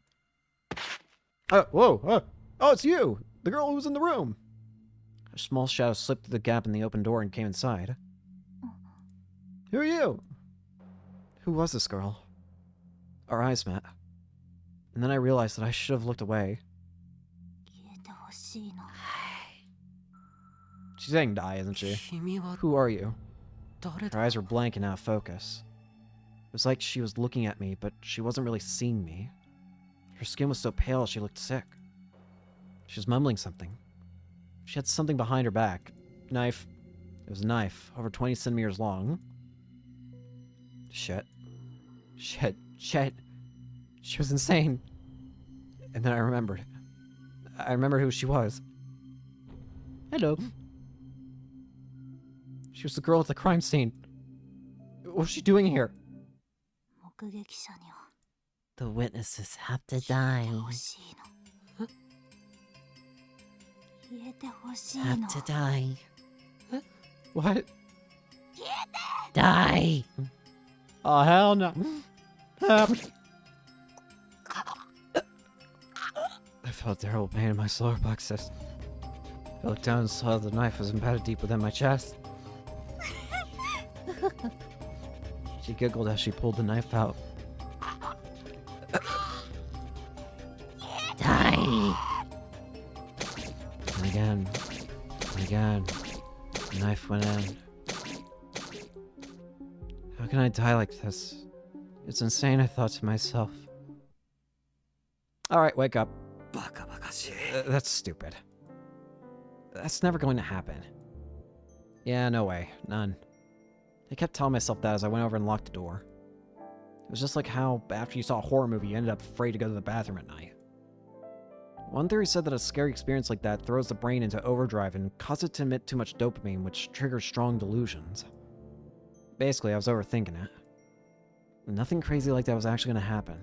It was physically impossible. I was going to be fine. Just fine. I took a deep breath and managed to calm myself down. Crap, that's right. It's a new day. How about the pundits on the internet? I quickly opened another site. Shibuya News. Yo, a program to bring you the latest in Shibuya News. I pray you spend tomorrow in a way you won't regret. The Kitty Pet Experience, on sale 2015-222. Bar Nobu. 1582 steps from Kyoto Station. It's your Okehazama. We'll treat you to good. We shall teach you the secret to mastering battle. Armor helmet set now with only one Rio. Let's go dive in Okinawa's ocean. Just one bite will turn you into a pig. Even if you're on a diet, you won't be able to resist. Videos being played, Shibuya News. This is a private news site I trusted the most. It was always updated at midnight, every day. The quality of the news and the reliability of its updates made it far more useful than TV or the mass market sites. Online news was faster than TV, but of course some sites were better than others. There's no end to the number of wrongsiders who would treat the net as a single entity that was the opposite of TV. The TV says one thing, but the internet says something different, they'd say. If you ask me, they were utter morons. These days, even a lot of the larger sites online aimed for the same mass market that the TV news did. It was critical that you found out for yourself which sites could really be trusted. Just like the name implied, Shibuya News dealt with the goings-on around Shibuya. It's similar enough to our newspaper club that everyone in the club knew about the site and used it regularly. Its owner, Kei-san, was, how should I put it, very skilled at getting and sharing information and seeing its effects. She carefully calculated when to send and when to receive information. A lot of websites effectively use Shibuya News as a parent page, linking to it constantly. Most of them are privately run news sites as well. As a result, a huge number of people saw the information that Keisan spread. To put it more unkindly, Keisan was manipulating them. Anytime Keisan wrote about a popular shop among high school students in Shibuya, or free smartphone app, I would hear people at school talking about it within a few days. Take, for example, the Tweepo user that most of Hekiho Academy followed, HekihoBot. It described itself as a bot by Hekiho students for Hekiho students, but from the number of times it would show up on the Shibuya news, my guess was that it was actually run by Keisan. She was one of the few people I recognized as a right-sider.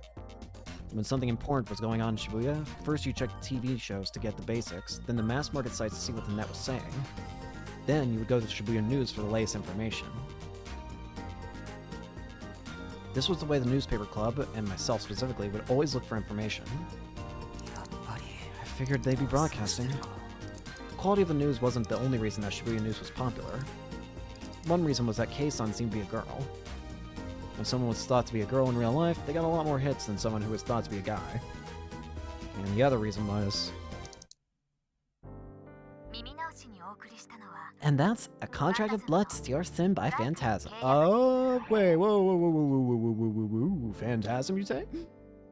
A gothic punk band that was popular in Shibuya around 2009 and is a group of 4, but only the names of the vocalist, Fez, and the guitarist Rio have been made public. Even in 2015, Phantasm still has some passionate fans, so even Fez is still alive.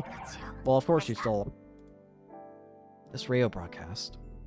Whenever there was something big she wanted to report on, she would always do an internet radio broadcast. It offered proof that she was a girl, and her voice was calm and soothing to the ear. A lot of people just listened to her broadcast. The audio from the audio bleed case that I played for Kurusu had actually been modified by Keisan to be easier to understand. Okay, normally I don't play Phantasm, but there's a reason I chose it for today. You're all aware of the death of a man in his 20s in the Shibuya Love Hotel yesterday, correct? Like always, Watabe's-san at Nikoniya News was there to tell you all about it, but... I chuckled a little. His glory hogging was a running joke among Nikoniya news viewers. But there's something he didn't notice. Phantasm released this song 6 years ago, and you all remember what happened then, of course. That's right, the Shibuya earthquake. But before that, there were also the strange events called the New Generation Madness. I was startled. Crap, that's right. I'd forgotten after everything that had happened at the Love Hotel. No way. Some of you have already noticed, right? The Don't Look case on the 7th of September, and then Audio Bleed on the 19th, and now this new death yesterday. Or more precisely, 2 days ago, on the 29th. The dates match up with the incidents from 6 years ago. In that second, the Tweepo stream that was linked to the broadcast lit up. It was overflowing with comments. The next date is October 10th, the date of the vampire case. My beloved citizens of Shibuya, please take care. That's all for tonight. Thank you for listening in. This has been your host, Kei-san. It'll soon be 12:30 a.m. on October 1st. I pray you spend tomorrow in a way you won't regret. She signed off in her usual way and the broadcast ended.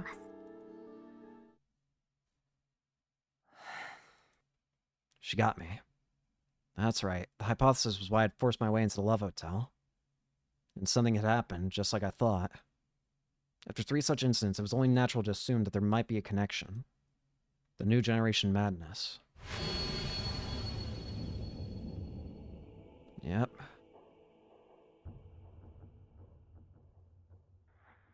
Was it going to happen again? I suddenly felt a pain in my cheek. I reached up and saw that blood was coming out from the side of one of the bandages. The cut must have opened. As I took care of it, the red blood on my fingers stood out. Without warning, I felt a horrible sense of dread. Like I was sinking into quicksand. Usually I love to have a mystery to solve, but now that the case was definitely real, I hesitated. For the rest of that night, I wasn't able to do any more research about the case.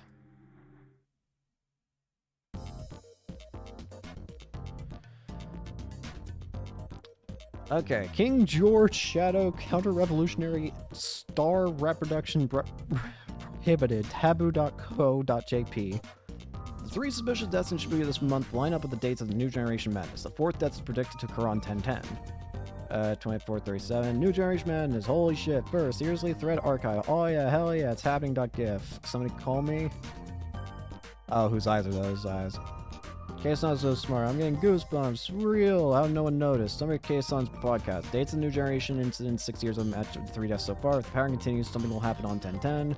Group dive. Don't look. Man-child. Audio bleed. Crucifixion. In level 2 incident. Vampire blank. Festival time. No time to eat. Yeah. Let the carnival of miracles begin. New gen. New gen. This is true, isn't it? Scary shit. I want to know more about the third death. Was it as nasty as audio bleed? Kason, you're so smart. I was getting married. Whose eyes are those eyes? Nope. I had the same feeling. I think this means another earthquake coming. I went to see the Esper 6 years ago in front of the station. I was in cult. Oh no. Dog me. Shibuya is doomed. I'm Kason's dad. That means that they'll cancel Restoration Festival. You guys made me sick. People are dead. What the fuck are you so happy about? Don't look. What did Ten say? Yeah, that makes sense. I call BS. I thought Kason was smarter than this. I'm disappointed. It's been 6 years. Time to drag this out again. It's the return of the New Generation and I can't bear it. New Gen Madness. I don't look. October 1st, 2015. Thursday. The same time. Shibuya Police Station. Oh, it's you. Would you please just tell me your name and address already? Are you a student or do you have a job? You went to that hotel with that man, Kakita, many times, right? How did you know him? Were you dating? If you don't want to talk, feel free to just nod or wave your hand. Just tell me.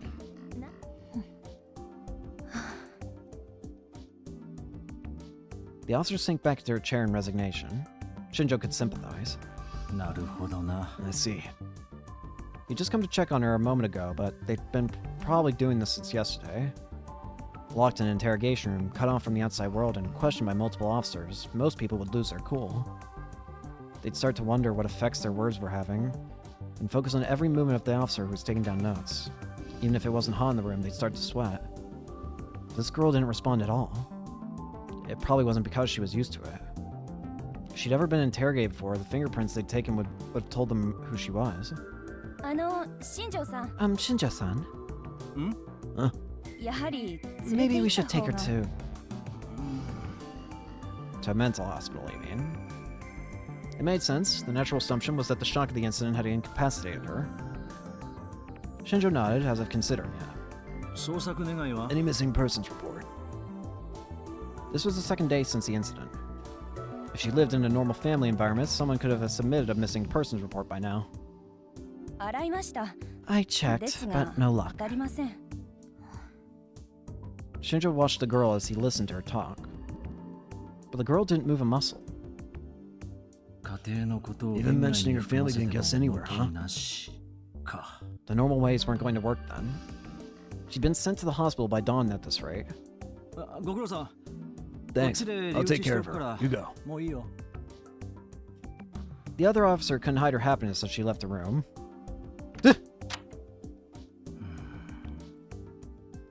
Hi! Shinjo sat down in the chair she'd been sitting in and took a good look at the girl from the front. She was ignoring him and still looking down at the desk. She didn't even seem to notice or care that the person in front of her had changed. Shinjo remembered his conversation with Momose. After he'd hung up, she'd call back in precisely 3 minutes, just like she'd promised. And then she said, "My kid has a message for you." It's what she says. Is that— oh crap. I didn't mean to hit that button.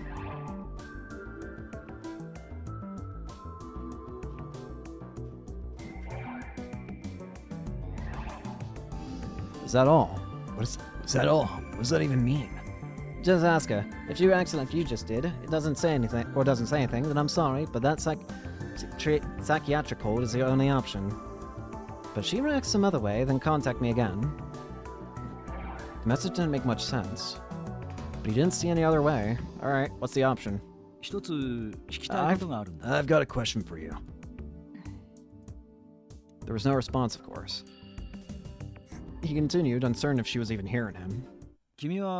Do you have it? ているものに気 Do づか you れなかっ have た it の but か didn't realize it? 元から持って Or い have な you いの never か had it? どっちだ Which is it?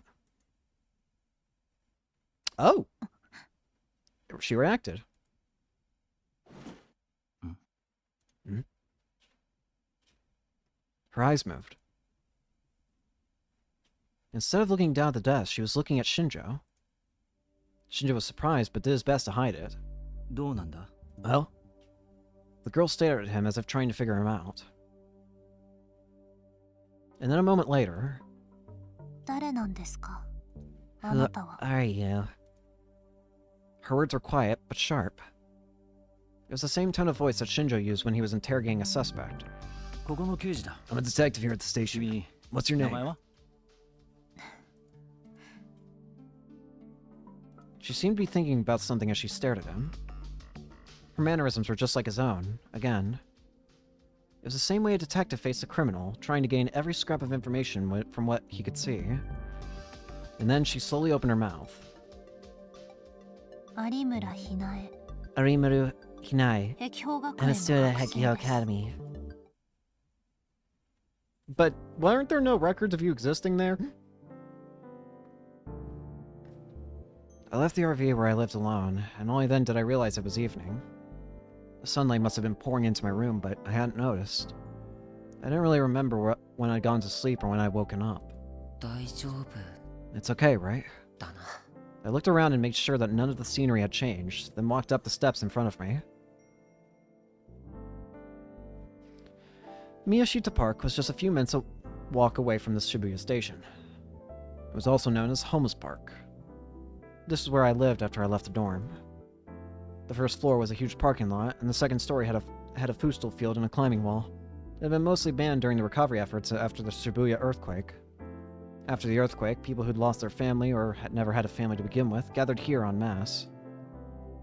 Mitake Park, which was right next door, was supposed to be the evacuation point for this area, but Miyashita had always been a mecca for the homeless, so everyone gathered here. When people gathered, so did many different things. Containers filled with food, blankets, and tents, even the trailer for a RV that was left behind when its owner fled Shibuya. Every part of the park was overhauled to create a place for people to live. The parking lot, the futsal field, the climbing wall, etc. And the next thing anyone knew, there was a society there that was big enough that the government couldn't force them out. Then some group of idiots came around to try and turn the place into temporary housing. That was shot down in less than a month. As a result, even though you could find beautifully rebuilt skyscrapers just a street away, Miyashita Park became one of Japan's biggest slums, a place where those with no home would gather to stare up at the lights. これ Can I have いいです this? か I spoke to the man who sold newspapers, magazines, and everything else as I picked up a newspaper which had today's date on it, October 1st. Oh, Oh, Taku. I don't see you buying newspapers often, Taku. Sure, take it. いいんですか Can I? I've got plenty. And take a look. He showed me the snacks and alcohol at his feet. He must have sold a lot today. There were a lot of people in the park who had enough money that they could have stayed in a capsule hotel if they wanted to. If you're gonna throw it away, do it somewhere else. They're getting annoying with garbage. I thanked him and went to leave. Hey, Taku, I'll have to pay the electric bill. あ Yeah, はい that's right. そう Then pay mine too. Tell him it's from Machan on the south side. He handed me a 1,000 yen bill. I nodded, took it, and headed deeper into the park with my newspaper. Oh, so his name was Machan. Miyashita Park was divided into north and south halves by a road. If he said he was from the south, that must mean there was a Machan on the north side who I hadn't met yet. The administrative office was on the south side. Just like the name implied, it was where all the administration was done for Miyashita Park. It kept things peaceful between the government and the park occupants, resolved disputes between the homeless, and maintained all the facilities at the park. I knew the woman there by her face, but not her name. I gave her the electric bill, which was due on the 1st of the month, along with Machan's part. Life in the park might seem carefree and lawless from the outside, but it was actually much stricter than you'd find in some families. はいよ Alright, 確かに thanks. Nobody's going over their はみ出た territory or trying to move 勝手 in, に住 right? み着こうとしているやつは Everyone who lived on the outer rim of the park, including me since I lived on the far south, had been asked by the management to keep an eye out for that. 大丈夫だと思 I いま think す it's okay. When I'd looked earlier, I hadn't seen anything change around my place. Alright. 最 I 近 know 物 it's 騒だからね it's rough out there lately, so take care. If you see someone you don't know, tell me right away. 知ってんだろ You know about what ラブ happened ホ in テ that ルの事 hotel, 件 right? とか Oh, はい yes, I わかりまし understand. た I was startled, but quickly nodded. I suddenly felt like they were criticizing me for hiding something. The corridor that connected the north and south ends of the park. This place, which overlooked Meiji-dori, was the one part that hadn't really changed since before the earthquake. There were cracks here and there, but the government had forbidden people to put things here because it would ruin the view, and might not be safe. I leaned up against the rail and spread open the newspaper with the setting sun shining down on me. There was a column on the front page about the Love Hotel incident, but no new information. There was nothing in the article about the girl who was found at the scene or how this could be related to what happened 6 years ago. Had they not figured that out yet? Or maybe they had and just weren't announcing it. If it had something to do with the incidents from 6 years ago, then so did Don't Look and Audio Bleed. Did that mean they weren't suicides? If the killer had driven them to suicide, then it was probably the same person behind 3 incidents. But was he working alone or part of a group? Or maybe people who were somehow related to the events from 6 years ago were killing themselves one after another. Maybe I should look at what the 3 cases had in common again.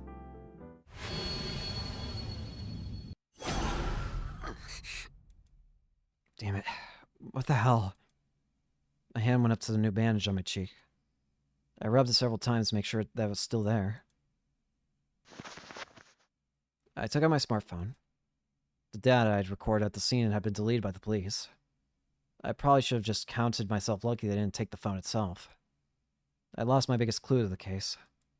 追うべきじゃない Maybe that's a sign that I should just give this up. Maybe this was just out of my league. Maybe it would be stupid to get involved. Aww. Suddenly, I got a call on my phone. I checked the name and hit the answer button. はい Yes? Hello? もしもし Ah, what the? Oh, it's just you, peasant. They're here, at the usual seat. どう Thanks. As always, the waitress's appearance and manners were a mystery to me. I bowed to her and went to my seat. Sarika was there already, reading a manga. Ooh! She was fiddling with the Garo Froggy's cell phone sharp without realizing it, as usual. It was really a strange habit, and a nuisance to the people around her.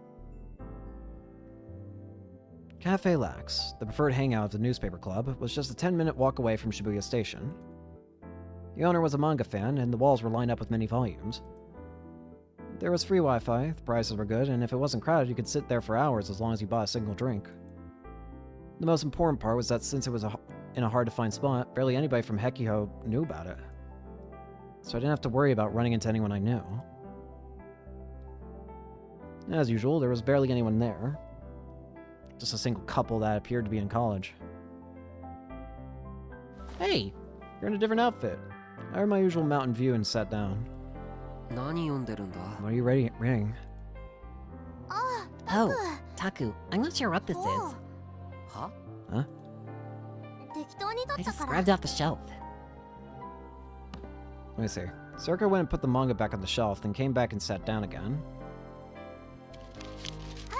Here, this is your uniform. Nanchan told me to clean it, so I did. 悪いな Thanks. I took the bag containing my uniform from Sarika. It was a uniform that had gone covered with blood at the Love Hotel. 今日学校 Did you go to school today? Nope, neither did you, right? I nodded. I hadn't felt like it at all. Did you contact Nanchan and Shinchan? メールはしといた I sent them a text. When I got up this morning, I sent both of them a text saying that I was okay. They both sent back responses almost immediately, but neither of them said much about what happened. They probably weren't mentioning it for my sake. で So, how are you doing? You okay? 大丈夫か Yeah, I guess. It was my first time seeing a dead body.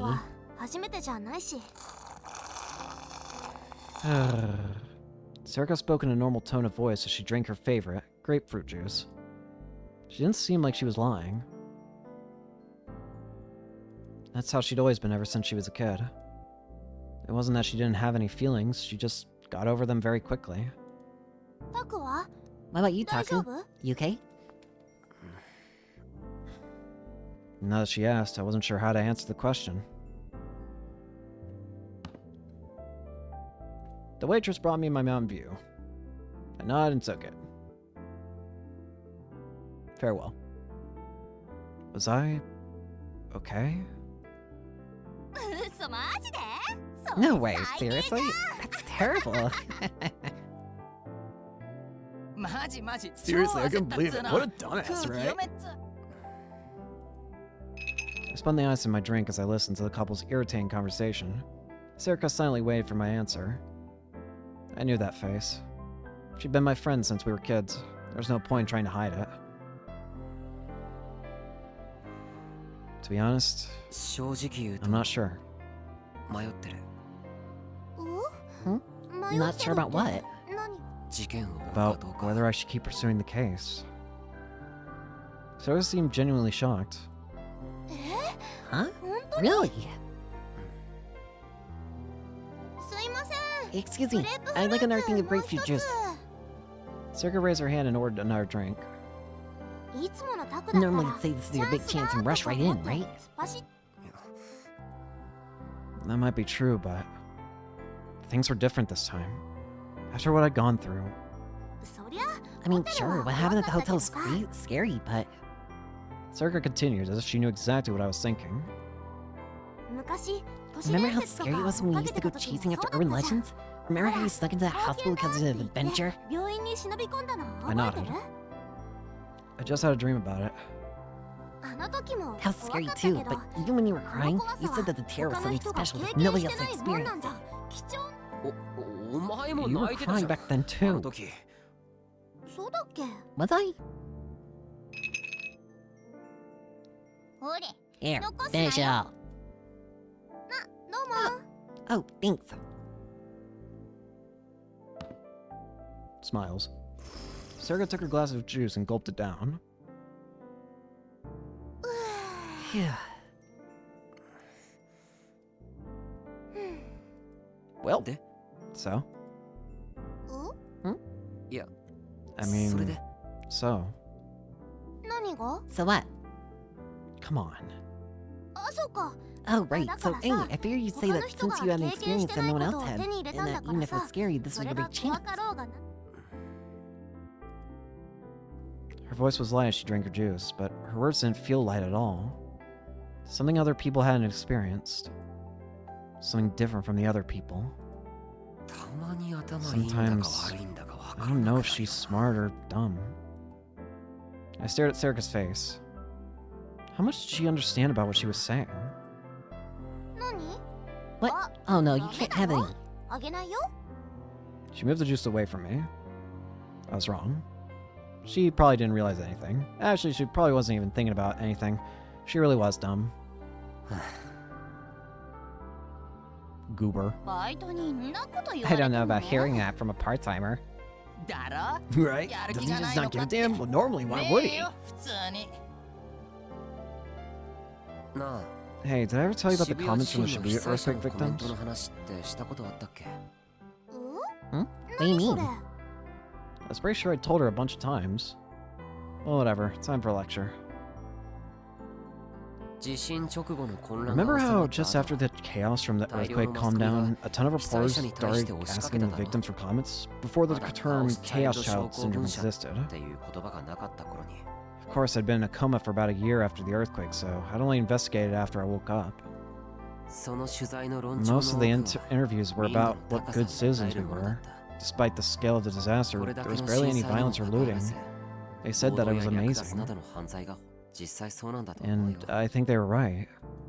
When they asked the victims what was the hardest part, most people were concerned about the others instead of themselves. They talked about how they couldn't contact their families and tell them they were safe, or how they couldn't give their children their favorite foods. But then one person said something different. I remember what they said word for word. It left a huge impression on me. You outsiders have some nerve if you're telling us to hang in there.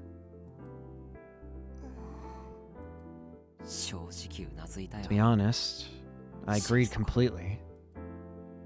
They said exactly what I was thinking. I didn't know who they were, but I admired them anyway. Those feelings were the exact opposite of all the excited, fired-up people on the outside. I think whoever said that was someone close to me. Not someone who just saw the whole thing on the internet. Not someone who just happened to be caught up in the earthquake. You mean one of your parents?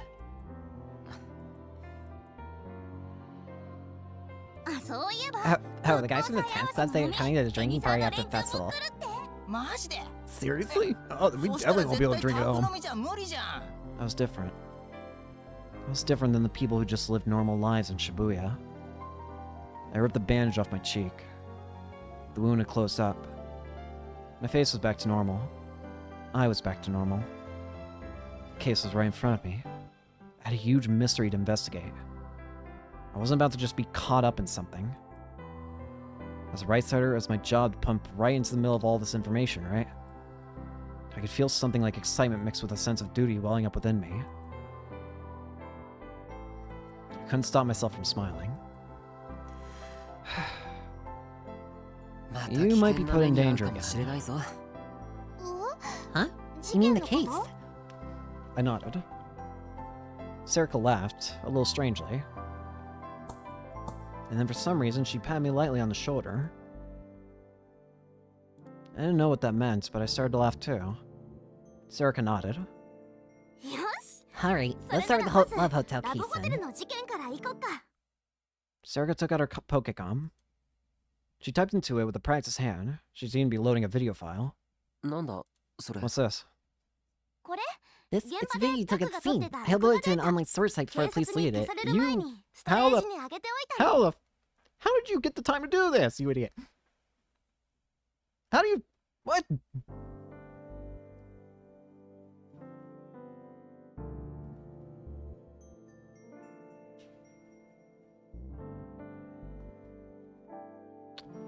I think here's a good enough spot to end it here for today. Yeah, let's go ahead and end it here for today. Thank you all so much for watching. I hope you enjoyed, and I hope to see you all later. Peace.